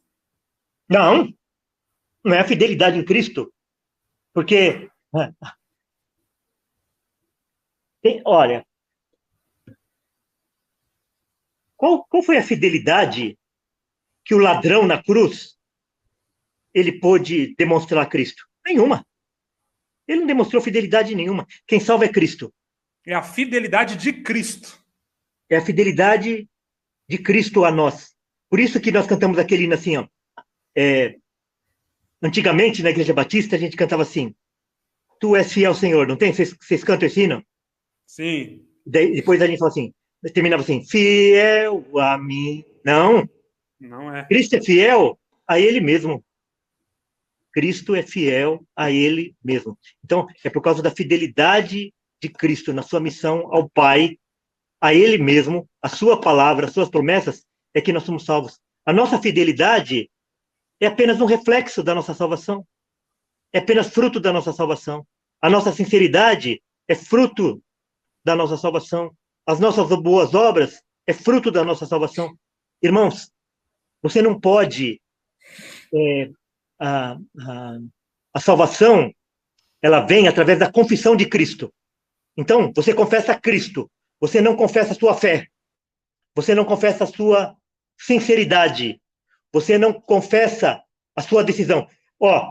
Eu não sei na congregação, mas na Igreja Batista e muitas igrejas evangélicas, assim, você é salvo? A pessoa fala, sou. Por que você é salvo? Porque eu aceitei Jesus. Ué, aceitar Jesus? Onde que está isso nas Escrituras? Quer dizer, Deus, Cristo, é o mendigo e você é o bom e você aceita o mendigo? Ou será que é o contrário? Ou será que nós somos aceitos por Cristo? Então, na hora que você fala que você é salvo porque você aceitou Jesus, você está confessando a si mesmo. Quando você fala que você é salvo porque você tem fé em Cristo, você está confessando a sua fé. Quer dizer, você tem fé na fé. E a fé na fé não salva. O que salva é a fé em Cristo. É o meio pelo qual Cristo nos salva. É através da nossa fé que vem dele. Eu não estou ouvindo, Fernando. Não estou ouvindo. Desculpa, pastor. O José disse aqui, mas é isso que eu quis dizer. José, só abrindo parênteses aqui, meu querido, não foi isso que você disse, tá? Essa frase aqui, só a fidelidade em Cristo salva, é uma frase equivocada, é errada. Né? Então quer dizer que quando você chegar no céu, é isso que o pastor está explicando, por que você foi salvo? Porque eu fui fiel a Jesus. Então é teus méritos, você é um cara bom, você foi fiel e por isso que você é salvo. Não, nós somos salvos porque Cristo foi fiel, ele fez o que nós jamais faríamos, é a fidelidade de Cristo que nos salva. Agora, se você é fiel a Cristo, e todo cristão vai ser fiel a Cristo, isso é reflexo do que Cristo conquistou por nós na cruz, tá? Então o irmão quis dizer, mas a frase ela está errada. É a fidelidade de Cristo que nos salva, não a minha fidelidade a ele, mas a fidelidade dele em morrer pela igreja, pelos seus eleitos. É isso, pastor? Exatamente. Então, a nossa confissão, isso precisa estar muito na nossa mente. Nós precisamos confessar a Cristo. Vamos falar de Cristo. É Cristo, é Cristo, é Cristo. Por quê? Porque o Evangelho é para a glória de Cristo. O Evangelho é para a glória de Deus. É por isso que a fé vem de Cristo, o arrependimento verdadeiro vem de Cristo, a fidelidade vem de Cristo, a permanecer até o fim vem de Cristo. É Cristo que nos sustenta. Cristo está em todas as fases da nossa salvação. Perfeito. Pastor, e é muito bom lembrar aqui que a gente fala assim, os judeus, né? Os judeus, eles não aceitavam a Jesus e eles eram sinceros. O apóstolo Paulo vai dizer que ele era sincero, ele excedia em judaísmo. Se fosse para se gloriar na carne, as credenciais do apóstolo Paulo era maior do que todos aqueles judeus. Circuncidado, hebreu de hebreu, excedia em judaísmo, ele era o cara, né? Mas o CCB, ele vai dizer, não, mas os judeus não criam em Jesus. Eu creio em Jesus, nós falamos de Jesus, nós não recusamos a Jesus. Aí nós vamos entrar no problema de Gálatas. Eles falavam de Jesus, mas Jesus não era suficiente. Era Jesus mais a dieta judaica. Era Jesus mais o sábado, mais a circuncisão. Se eu falar, pastor, eu sou sincero a Jesus, eu creio em Jesus, mas é Jesus mais a minha igreja, é Jesus mais a minha fidelidade, é Jesus mais aquilo que eu faço. Também é uma sinceridade falsa? Então, pessoal, lembra aquele outro mito? Deus fez a parte dele, agora você precisa fazer a sua? É isso aí. Perfeito. Então, o católico, ele fala assim, olha, Jesus salva, mas você precisa pertencer à igreja católica. Se você não for da igreja católica, você precisa ser batizado, você precisa ser crismado, é o casamento, é a renovação, é a extrema-unção, é Maria. Daí você vai para outra igreja, ele não vai negar Cristo. Ah, mas você precisa guardar o sábado. Mas você precisa dar esmola. Mas você precisa fazer caridade. Você vai falar para um espírita que Cristo não salva? Ele acredita que Cristo salva. Só que precisa fazer caridade também. O católico vai falar que Cristo não salva? Não, de jeito nenhum. Então, é aquilo que você acrescenta. Na hora que você acrescenta qualquer coisa à salvação, você está dizendo assim, a obra de Deus foi incompleta. A obra de Deus foi mal feita. Cristo morreu, mas não é suficiente. Então, poucas pessoas conseguem verbalizar isso, falar que a obra de Cristo não foi suficiente. Mas, no seu comportamento, naquilo que pensa, naquilo que prega, ele fala assim, olha, você precisa levantar a mão, você precisa vir na frente, você precisa se batizar, você precisa isso. Quando fala assim, você precisa fazer isso, pronto, você já está anulando a obra de Cristo. Irmãos, a única coisa que nós nos associamos a Cristo na nossa salvação são os nossos pecados. Cristo entra com o perdão, com a morte, com o seu sacrifício, e nós entramos com os nossos pecados. Porque se não fossem os nossos pecados, nós não precisaríamos de salvação. Esse aqui, pastor, é um CCB raiz, ó. Me perdoe a sinceridade. Ele é muito sincero, mas tenho que falar a verdade. A salvação não é para os sábios e entendidos. Esse é outro mito na CCB, tá, pastor? Quem conhece a Bíblia é os sábios e entendidos que Deus recusou. Dá para falar disso também. Mas é para aqueles que Deus usa de misericórdia. Eles vão citar Romanos 9. Para ser salvo, olha que legal. Para ser salvo, tem que se converter na CCB. É o mesmo catolicismo. Eu falo para o senhor que a CCB ela é a mesma igreja católica. É mãe e filha. Né? Esse é um CCB de verdade. A raiz. Então, top. Agora, a gente que conhece as doutrinas reformadas, a única coisa, nós temos duas coisas para fazer: é pregar o Evangelho, pregar Cristo, pregar a suficiência de Cristo, e orarmos para que Deus abra os olhos dessas pessoas. Porque, sabe, Fernando, essas pessoas, às vezes, elas se decepcionam com a igreja por N razões. Ela caiu em pecado e não recebeu perdão, ela foi excluída da igreja, ela se decepcionou lá com alguém e ela sai da igreja. Mas depois ela volta.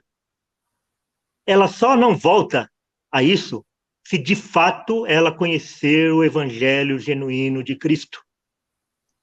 Porque às vezes a gente convence uma pessoa a sair de uma determinada igreja ou de uma religião, mas se for uma coisa somente intelectual ou por causa de uma experiência pessoal ou de uma frustração pessoal, ela acaba voltando. Então, é só quando de fato Deus abre os olhos é que aquela pessoa abandona a sinagoga. Nós vemos lá em João capítulo 12, Jesus fala assim, João fala assim lá, assim, embora eles tivessem confessado a Cristo e visto muitos milagres, eles não abandonaram a sinagoga, porque eles amavam mais a glória dos homens do que a glória de Deus. E é difícil você abandonar a sinagoga, de uma forma geral. É difícil. Em qualquer lugar é assim. Então, se não for uma obra de Deus, através do Espírito Santo, a pessoa não abandona. Ele pode abandonar até temporariamente, mas depois ele tem filho, ele fala assim, meu filho está crescendo sem a igreja, então deixa eu voltar para lá tem o defeito, mas lá ainda é melhor do que as outras, foi isso que eu aprendi da minha mãe, foi isso que eu aprendi do meu pai, então eu vou voltar para lá. E volta para lá. E nunca se converteu. Perfeito, pastor. Vamos entrar em outro mito aqui, que também essa é a preferida dos CCBs, até por isso que o Cláudio falou. Às vezes eu deixo um CCB raiz aqui para a gente ver como é que funciona a mentalidade. Porque a gente fala para as pessoas, eles não acreditam, né? Mas é assim que funciona a mente de um CCB. A letra mata, o espírito vivifica. A letra é a Bíblia. Vou traduzir para o senhor, pastor. Isso é grave. A letra é a Bíblia, né? Então, se o senhor aí que tem um conhecimento profundo da Bíblia, então o senhor é o sábio, é o entendido, é exatamente a pessoa que Deus rejeitou. Deus escolheu os ignorantes. Quem que é os ignorantes? É aqueles que não sabem a Bíblia e pasme, e que não vão morrer sem interesse pela Bíblia. Quanto menos o senhor conhecer da Bíblia, mais Deus vai te usar. É normal você, num culto da CCB, pastor, você ver um irmão pregar e falar assim, irmandade, eu não li a Bíblia essa semana, né? Eu não lembro de ter lido essa passagem, já ouviu muitas vezes. Vamos pregar aqui a palavra que Deus revelou, está em Ezequiel 18. Eu não lembro de, na minha vida, ter lido esse texto, mas foi o que Deus me revelou. A igreja fica empolvorosa, fala, nossa, hoje vai ser, porque o irmão nem leu o texto, o que será que Deus vai dar essa noite? É assustador. Então a letra que mata é a Bíblia. Quanto menos conhecimento o camarada tiver da Bíblia, mais Deus vai usar dele. Eles se gloriam nisso. Eu estou falando de um CCB raiz.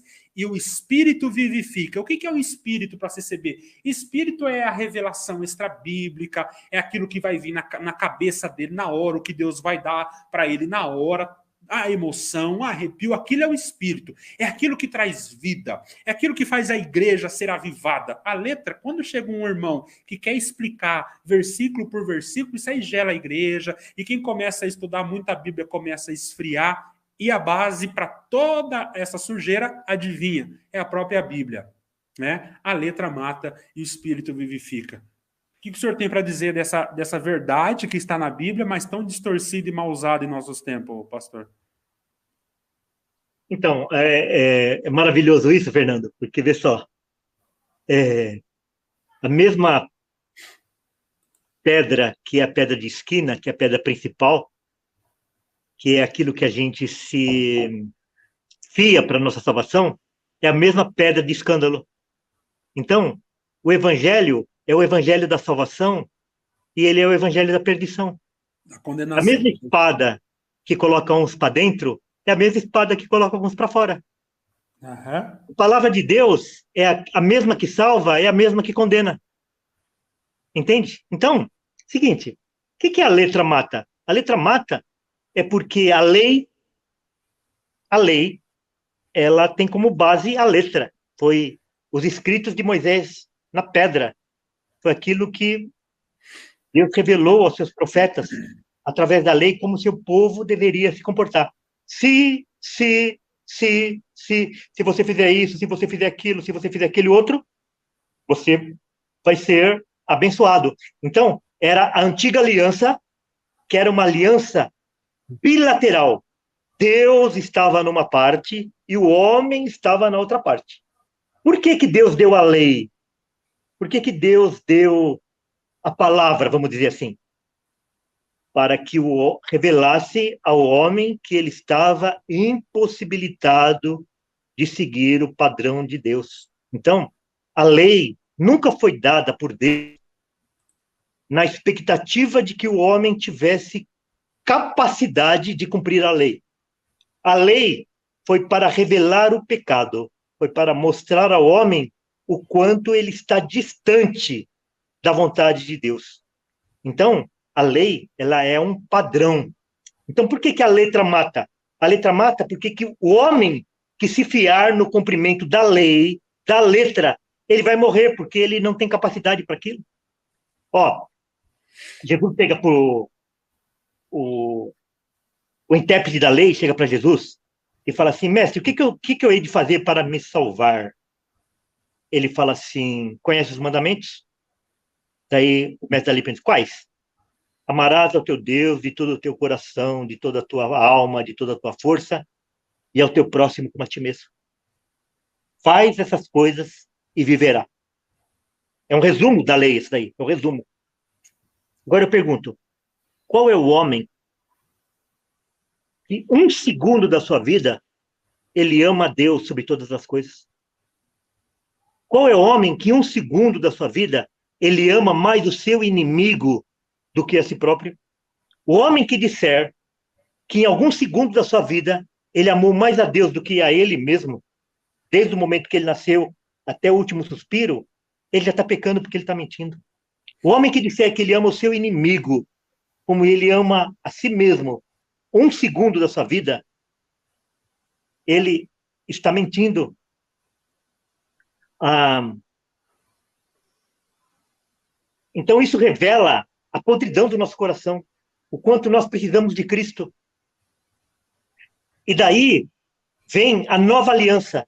A nova aliança ela foi dada porque a antiga ela se mostrou incapaz de salvar o homem, porque uma parte dessa aliança era frágil, que é a parte do homem.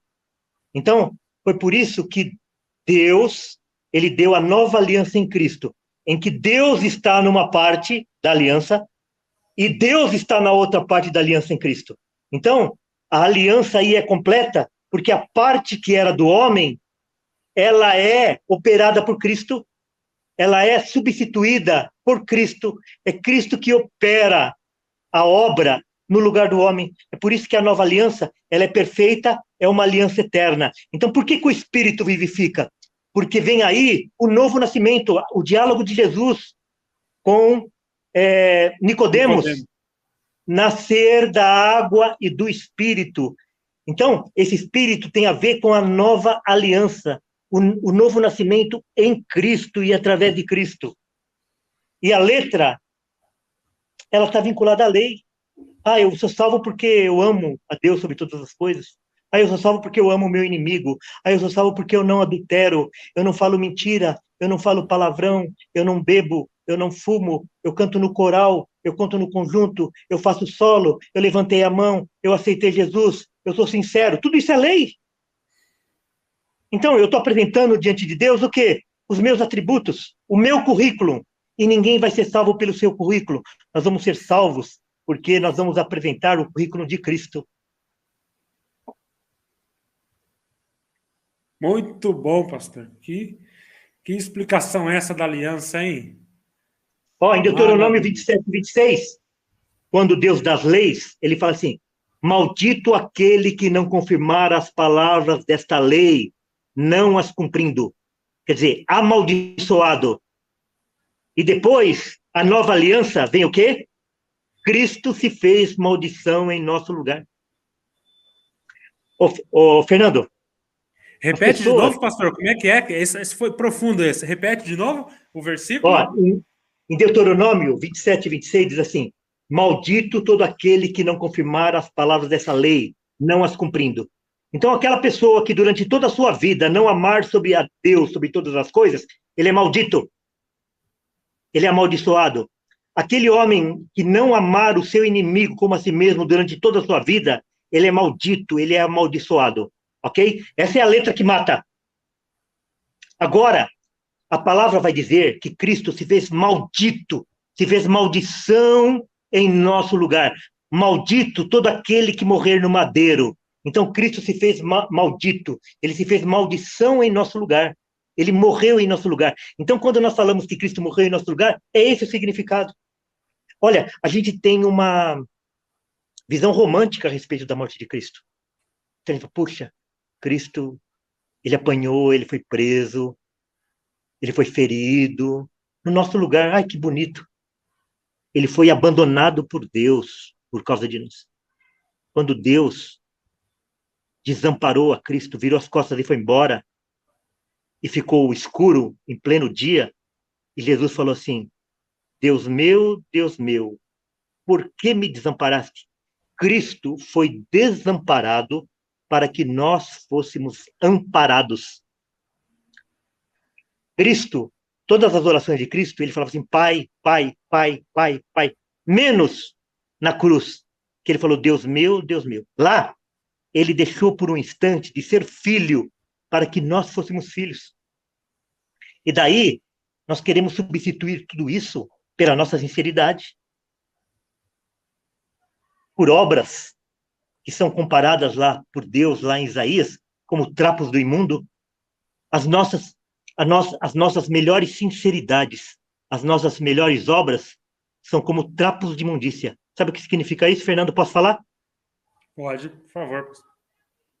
O que é trapos de imundícia? Nós temos duas explicações a respeito de que as nossas melhores obras são como os trapos de imundícia. A primeira delas é sobre os imundos, os leprosos.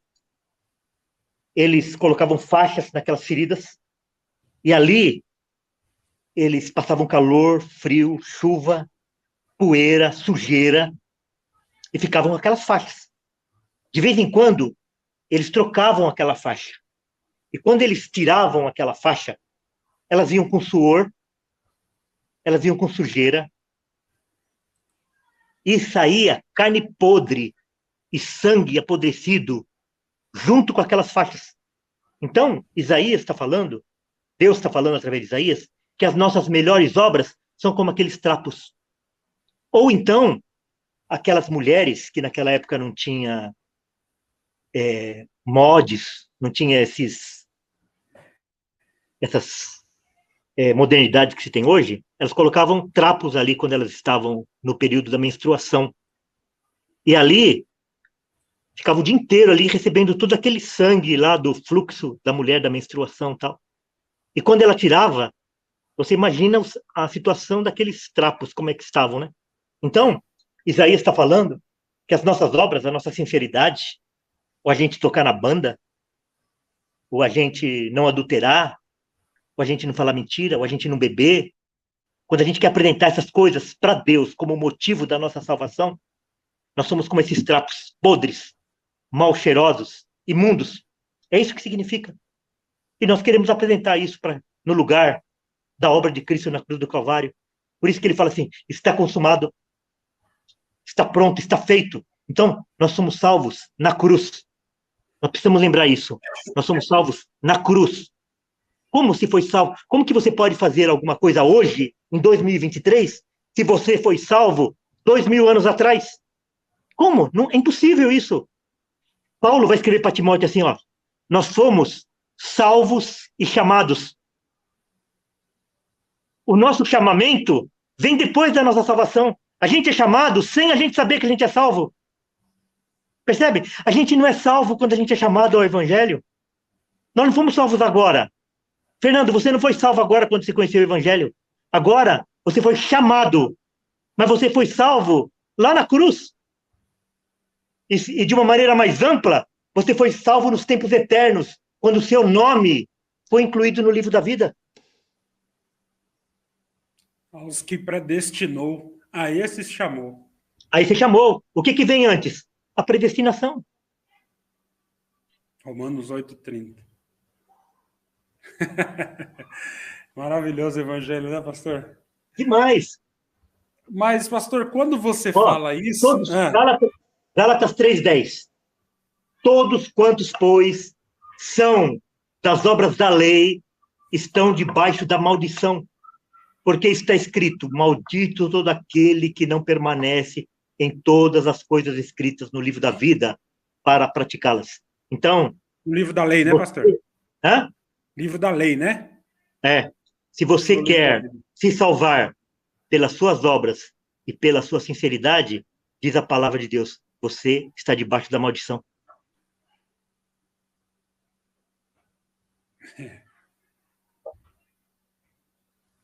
Muito bom. Esclarecedor. Pastor, mas quando você começa a pregar isso, né, o evangelho, e a lutar contra isso que já tomou conta da igreja brasileira, que é esse falso evangelho, que é um Deus faz a sua parte, agora eu tenho que fazer a minha, o que destrói toda a graça, né? Aquele evangelho que inclui o livre-arbítrio e tal, as pessoas vão se levantar contra você também usando o versículo bíblico, não julgueis, Mateus. Como entender essa passagem não julgueis dita pelo próprio Senhor? Porque quando você vai pregar a verdade e falar isso é falso, isso é errado, isso é um outro evangelho, a pessoa vai levantar e falar não julgueis. Era porque só, esse daí é um outro mito lá, deixa eu pegar só o texto, um minutinho só. Deixa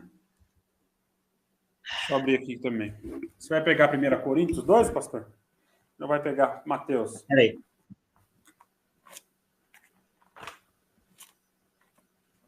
Deixa eu colocar os comentários aqui. Conhecimento é libertador.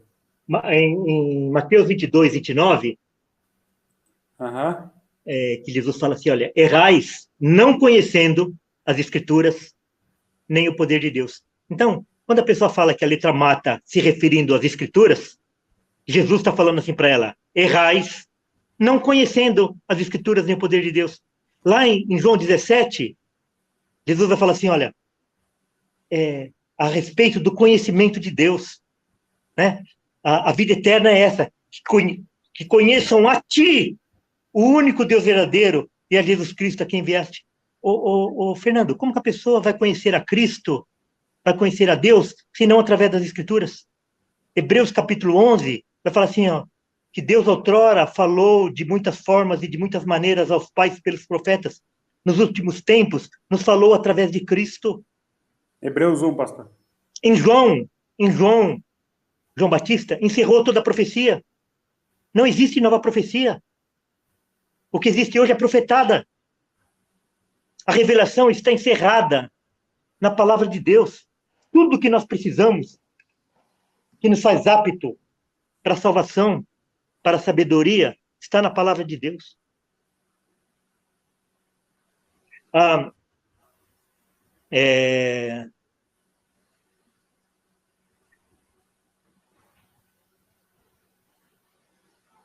Em 2 Coríntios, capítulo 2, 1 Coríntios, capítulo 2, 1 Coríntios, capítulo 2.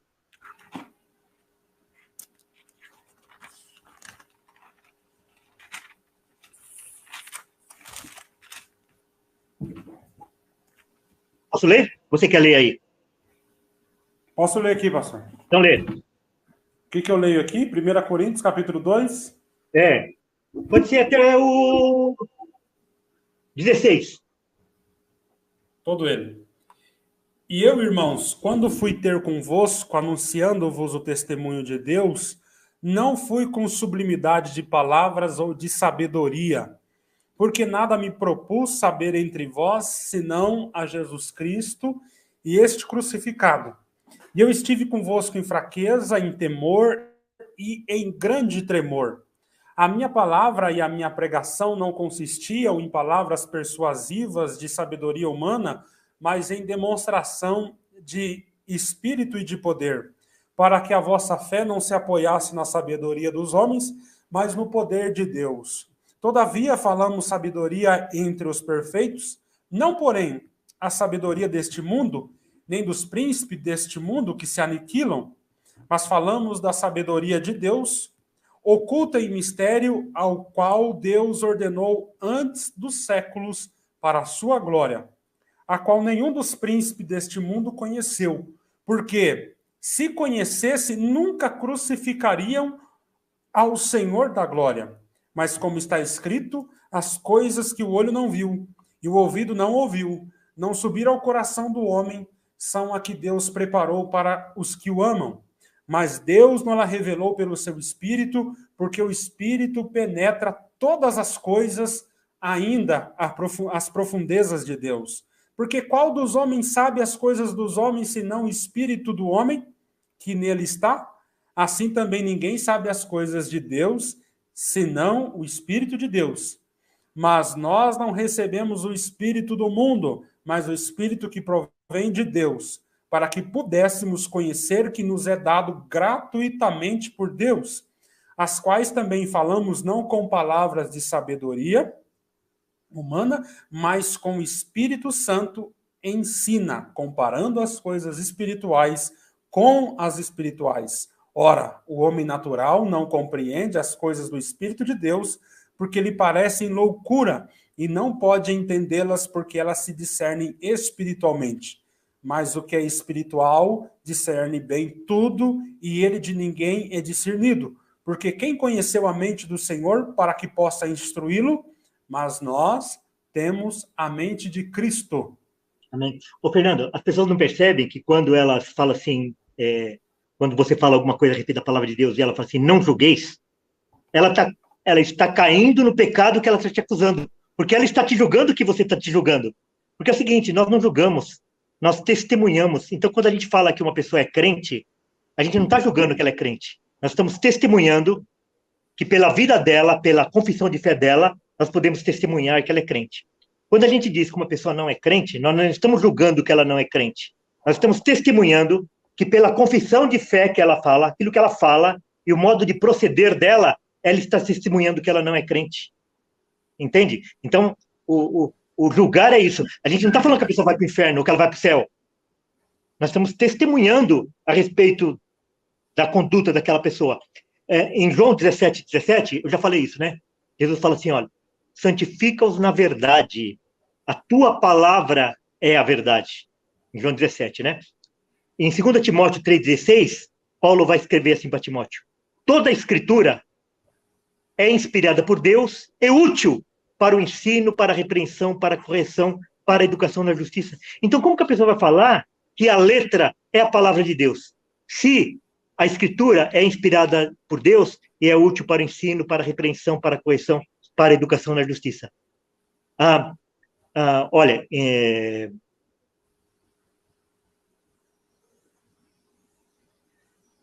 Atos 17:11, Paulo vai falar, Lucas vai falar a respeito dos de Bereia, né? Ora, estes de Bereia eram mais nobres que os de Tessalônica, pois receberam a palavra com toda avidez, examinando as escrituras todos os dias, para ver se as coisas eram de fato assim. O que significa examinar? Examinar é dar uma passada de olhos? É fazer uma leitura superficial? Não, é se aprofundar. Então, os de Bereia, eles se aprofundavam na palavra para saber se eles não estavam sendo enganados. E daí, em 1 Coríntios 6:2, Paulo fala assim, ou não sabeis que os santos hão de julgar o mundo? Ora, se o mundo deverá ser julgado por vós, sois acaso indignos de julgar as coisas mínimas? Então, se eu não julgueis fosse isso que as pessoas falam, como que a gente... Em 1 Coríntios 14:29, Paulo fala assim, tratando-se de profetas, falem apenas 2 ou 3 e os outros julguem. O que é julgar?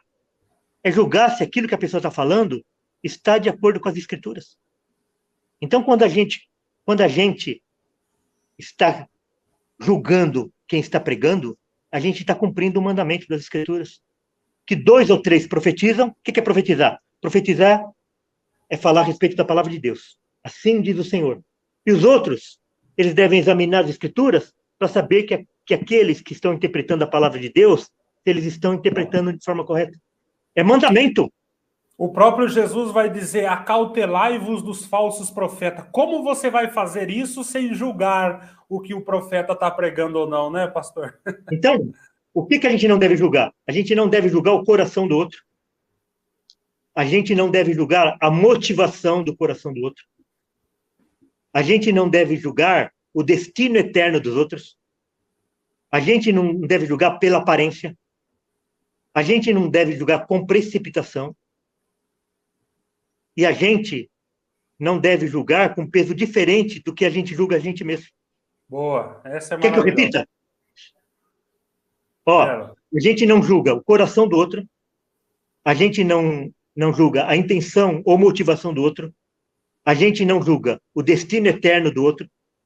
A gente não julga pela aparência. A gente não julga com precipitação. E com o mesmo peso que a gente julga o outro, a gente deve julgar o outro. Quer dizer, a gente não pode julgar com parcialidade. Então, não julgueis, é esse o sentido da coisa. E tem outras coisas, né, que a gente poderia falar. Pela nossa própria régua, mas pela régua da palavra de Deus, que a gente julga. Com desprezo, com ira, com rancor, com ciúmes, por interesse, com suposições. E outra coisa que a gente vê também, pastor, na questão de julgar, é quando o apóstolo Paulo entra em Romanos capítulo 2, né? Se no capítulo 1 ele mostra ali a depravação dos gentios, no capítulo 2 ele vira esse canhão para os judeus, né? E ele vai falar que os judeus julgavam os gentios, mas sempre assim: eu estou num patamar superior e vocês aí são todos pecadores, né? Usando uma régua diferente. Eu sou santo e vocês todos os pecadores, né? O apóstolo Paulo fala: olha, vocês estão no mesmo pecado. O juízo também, ele é pecaminoso quando você usa essa régua, né, pastor? Então, você vê lá, Paulo vai escrever lá para Timóteo, né? 1, de 15 e 16. Fiel é a palavra e digna de toda aceitação, que Cristo Jesus veio ao mundo para salvar os pecadores, dos quais eu sou o principal. Mas por esta mesma razão me foi concedida misericórdia, para que em mim o principal evidenciasse Jesus Cristo e sua completa longanimidade, e servisse eu de modelo a quantos hão de crer nele para a vida eterna. Então, Paulo, quando ele vai falar do evangelho, ele se coloca no papel de o principal dos pecadores. Então, é por isso que é muito importante, quando a gente vai pregar o evangelho, a gente primeiro se identificar com o outro. Eu tenho muita dificuldade em ouvir pregador que fica o tempo inteiro falando assim: porque vocês, porque vocês, porque vocês. Não, porque nós, porque nós, porque nós, porque nós. A oração de Daniel é maravilhosa, porque antes dele incluir o povo, ele inclui a ele mesmo. Quando Isaías vai ver a glória de Cristo, em Isaías 6, ele fala assim: porque eu sou homem de lábios impuros e habito no meio de um povo de impuros lábios. Antes dele enxergar a impureza do povo, ele enxergou a impureza do seu próprio coração. Então, é por isso que nós, que somos pregadores, primeiro a gente vê a impureza do nosso coração, para depois incluir as outras pessoas também nisso. Era o que os fariseus e os judeus aqui de Romanos 2 não faziam, né, pastor? Eles achavam uma classe especial e a maneira como Deus julgaria eles seria diferente, né? Eles achavam que eles eram filhos de Deus porque eles eram filhos de Abraão. E daí Jesus fala para ele assim: você não sabe que dessa pedra aqui eu posso gerar filhos de Abraão? Filhos de Abraão são os da fé e não do sangue. Muito bom. Deus fez a parte dele, agora você precisa fazer a sua. O senhor já falou bastante sobre isso, pastor, mas se puder dar uma pincelada nisso, que isso é muito... Essa frase ela tem muito desdobramento, né? Deus ajuda quem cedo madruga, essas coiseiras, até vira um monte de frase em cima disso aí, parece, esforça-te que eu te ajudarei. Isso na CCB é muito forte. Como é que o cristão deve olhar para essa frase aqui, pastor? Ele deve responder o seguinte, aquela primeira fase, aquela primeira pergunta do Catecismo de Westminster. Para que Deus criou o homem? Qual é o fim último, né, do homem? Deus criou o homem para glorificar a Deus e alegrar-se nele para sempre. Esse é o resumo. Então, para que Deus salva uma pessoa? Para a glória dele. Para que Deus condena uma pessoa? Para a glória dele. Por que Deus dá bênção para uma pessoa? Para a glória dele. Por que Deus destrói uma pessoa? Para a glória dele. Por que vem as bênçãos? Para a glória dele. Por que vem uma calamidade? Para a glória dele. Todas as coisas são para a glória de Deus. Então, quando a gente vê isso, que Deus fez a parte dele e o homem precisa fazer a sua, na realidade, o que está sendo atacado diretamente é a glória de Deus. Transferir a glória de Deus para a glória do homem. Você é convocado, você é convidado, você é chamado a ir no banquete do rei. E o rei manda preparar uma grande festa, contrata os melhores cozinheiros, compra a comida mais cara, da melhor espécie, da maior qualidade, tudo preparado. A roupa que você deve apresentar na festa, ele manda para você. Ele manda um carro ir te buscar. Tudo é dele. E daí você fala assim, quer saber de uma coisa? Eu vou levar um pão com mortandela. Eu tenho uma mortandela aqui que eu comprei o mês passado, e tem um pão aqui que eu comprei a semana passada na padaria. Tá meio embolorado aqui, mas eu vou tirar essa parte aqui. Eu vou tirar essa parte e colocar a mortandela e vou levar lá para a festa. Daí, você come todas aquelas iguarias e come o pão com mortadela. Depois, no final, a pessoa pergunta assim, como é que foi a festa? Você fala assim, foi muito boa. Mas se eu não tivesse levado o meu pão com mortadela, eu não sei o que seria de mim. É isso que as pessoas estão fazendo com Cristo. Deus deu o melhor dele, deu o filho dele. E as pessoas querem colocar no lugar trapos imundos. Para quê? Para tirar a glória de Cristo. E essas pessoas vão ser recusadas. Essas pessoas vão ser recusadas. Essas pessoas que não atribuírem. É por isso que tem... Ô, Fernando, eu sei que às vezes tem muita coisa na minha cabeça, sabe? É por isso que a reforma, ela ressuscitou uma palavrinha, que é o resumo de toda a reforma protestante. É o sola, o somente, o só. Só as escrituras. Só a graça. Só a fé. Só Cristo. Glória somente a Deus. Tudo que sai fora disso é que eles estão querendo dividir a glória de Deus. Se você trouxer uma nova revelação ao invés das escrituras, você está querendo tirar a glória de Deus. Quando você traz para a salvação alguma coisa além da graça de Deus, você está querendo tirar a glória de Deus.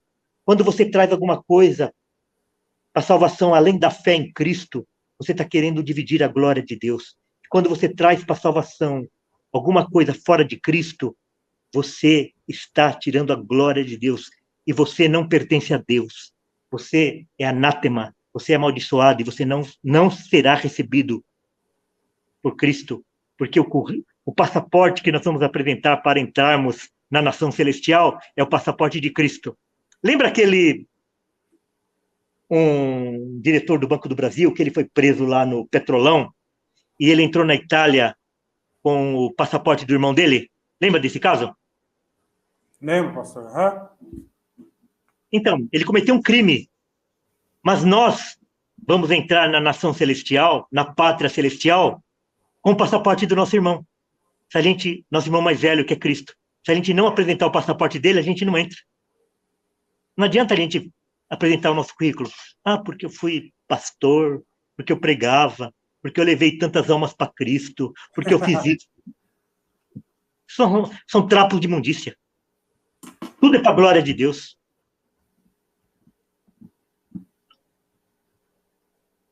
Muito bom. Pastor Walter, nosso tempo aqui encerrou, meu irmão.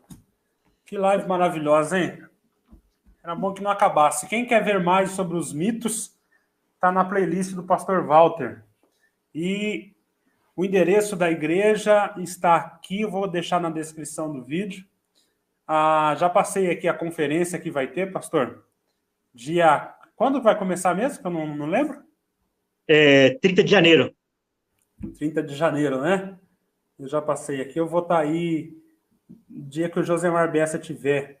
Final de semana, acho que é dia Fernando, 4 e dia 5. Só para encerrar, se alguém que estiver assistindo a live e você tem um pequeno grupo e você quiser plantar uma igreja bíblica aí no local onde você está, entre em contato comigo aí através do WhatsApp da igreja aí e a gente pode te orientar, te ajudar aqui naquilo que você precisar. Não tenha medo, não. É melhor Você fala assim, mas eu não sei muito. Mas é melhor a gente ser guiado por uma pessoa que enxerga pouco do que a gente ser guiado por cego. Entendeu? Uma pessoa que sabe menos, sabe pouco, mas tem humildade para aprender e está se fiando na palavra de Deus, é melhor do que a gente ser guiado por um sábio, por uma pessoa que é entendida, mas ele está completamente fora da palavra de Deus. Então, você tem pouco. Calvino falava assim, olha, ninguém é tão pobre no reino de Deus que não tenha algo que não possa compartilhar. Então, às vezes você sabe pouco, mas você está mais adiantado do que outras pessoas aí do seu lado. Então, você, junto com outros irmãos, outras pessoas, você pode abençoar outras pessoas e com a ajuda aí nossa e de outras pessoas, aí você pode plantar uma igreja bíblica aí na sua cidade. E nós estamos à disposição. Maravilha. Pastor, dia 27 vou estar na tua igreja aí, hein? Vai estar de manhã às 10h30.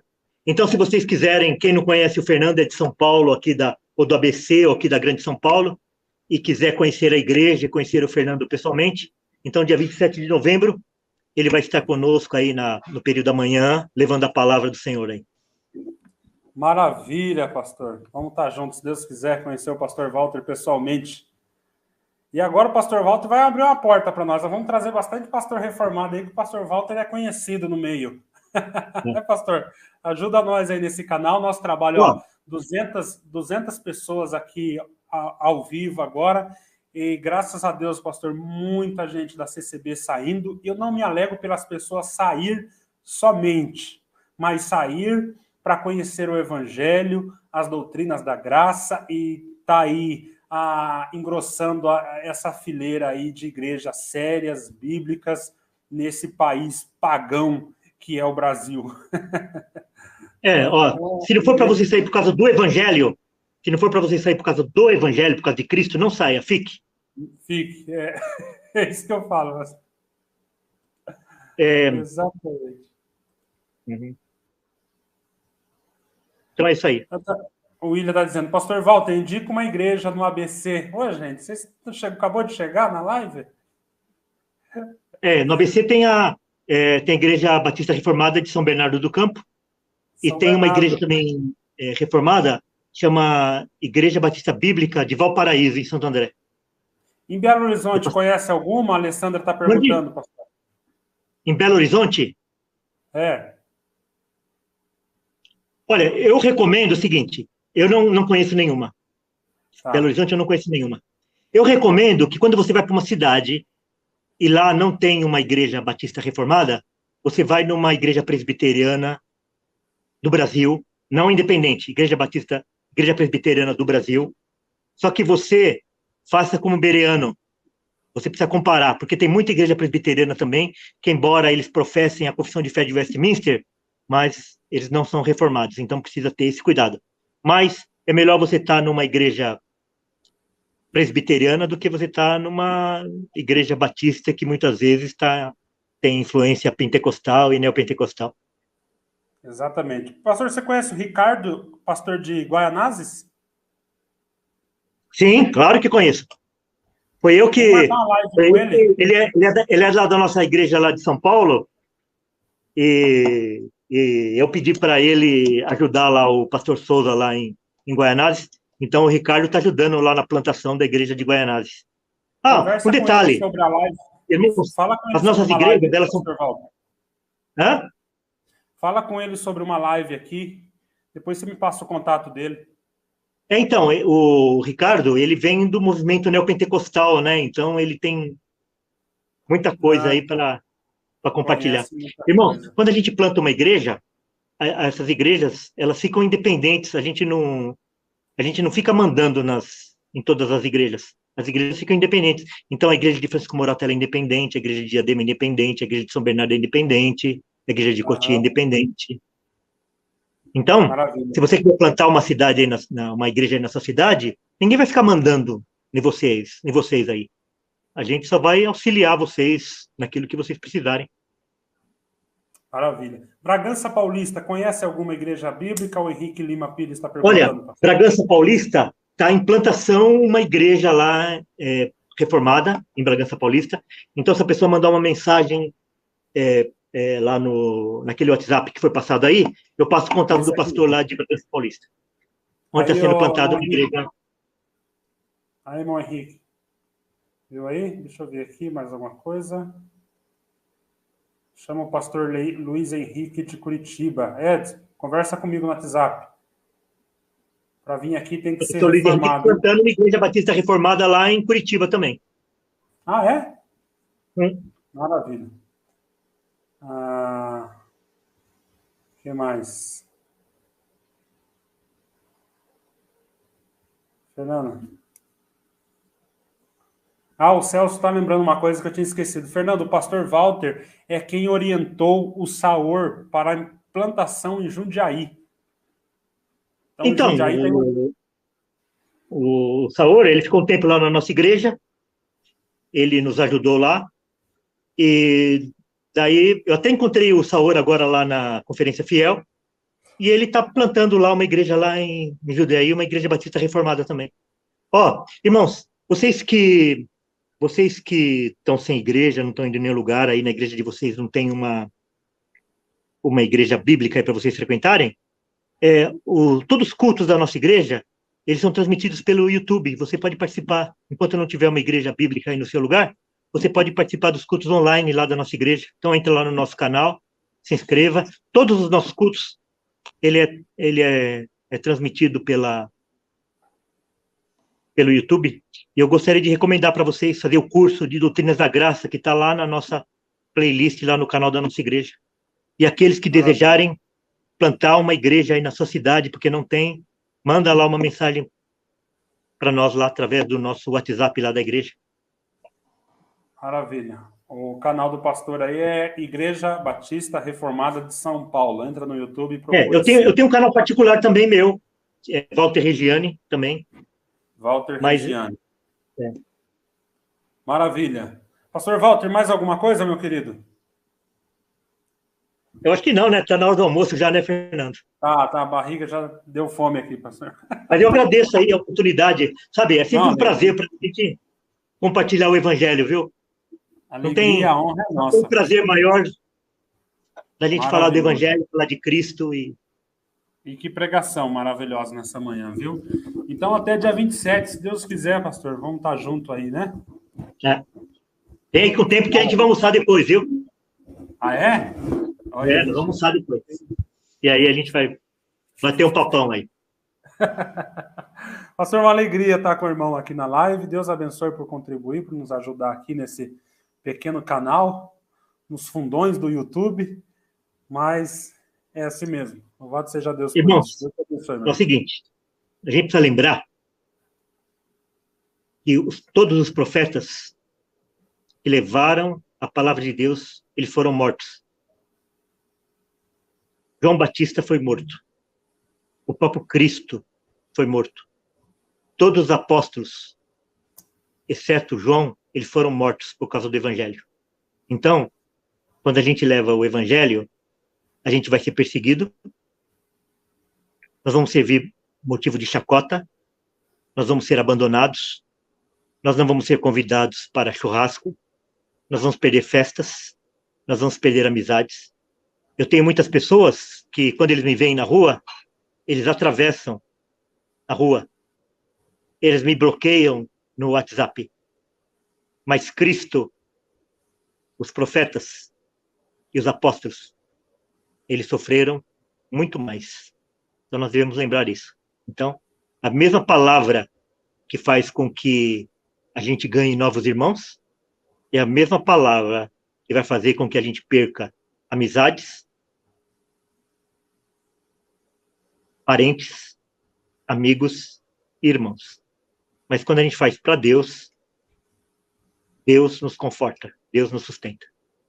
Então, que a gente possa sempre lembrar de que Cristo, o nosso mestre, ele recebeu uma coroa de espinhos, ele foi cuspido,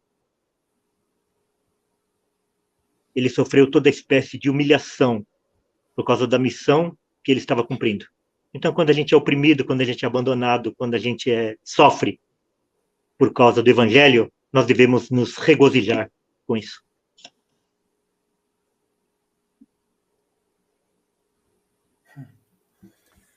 Glória a Deus. Pastor Walter, Deus te abençoe, meu irmão, tenha um bom dia e até dia 27. Quem quiser conhecer a nossa igreja fica no local super fácil, que é em frente ao Museu do Ipiranga. Quando você vier para São Paulo, quiser visitar a nossa igreja, todos os irmãos aí que estão assistindo serão bem-vindos. Aqueles que moram aqui perto, se quiser frequentar a nossa igreja, nós estamos abertos a isso. Um abraço, Pastor Walter. Até a próxima. Deus abençoe, irmãos. Grande abraço, Fernando. Até um abraço. É isso aí, meus irmãos. Que live, hein? Que live. O canal, Kézia, é Igreja Batista Reformada de São Paulo, tá bom? E também tem o canal dele, pessoal, Walter Regiani, 2Giani, Walter com V. Ok? Marcelo, eu já estou sendo perseguido. Viram aí? Esse é o testemunho de Cristo. Se a gente soubesse, se as pessoas soubessem o custo de seguir a Cristo, nós teríamos bem menos pessoas professando dizer ser seguidor de Jesus. Essa é a verdade. Essas palavras finais do irmão Walter é exatamente isso. Ser motivo de chacota, de zombaria, desprezo por causa do evangelho. Que o Senhor grave a eternidade nos nossos olhos, não é? Maravilha, gente. Uma alegria ter vocês aqui comigo. 13h e eu vou almoçar e correr aqui. Aqui, ó, pessoal de Belo Horizonte e região, temos a Batista Reformada em Betim. Ok? Betim do lado ali. Do ladinho de BH. Isso aí. Deus abençoe. Ah, não tenha dúvida, Tânia. Mas a nossa hora está chegando, hein? O cerco está fechando.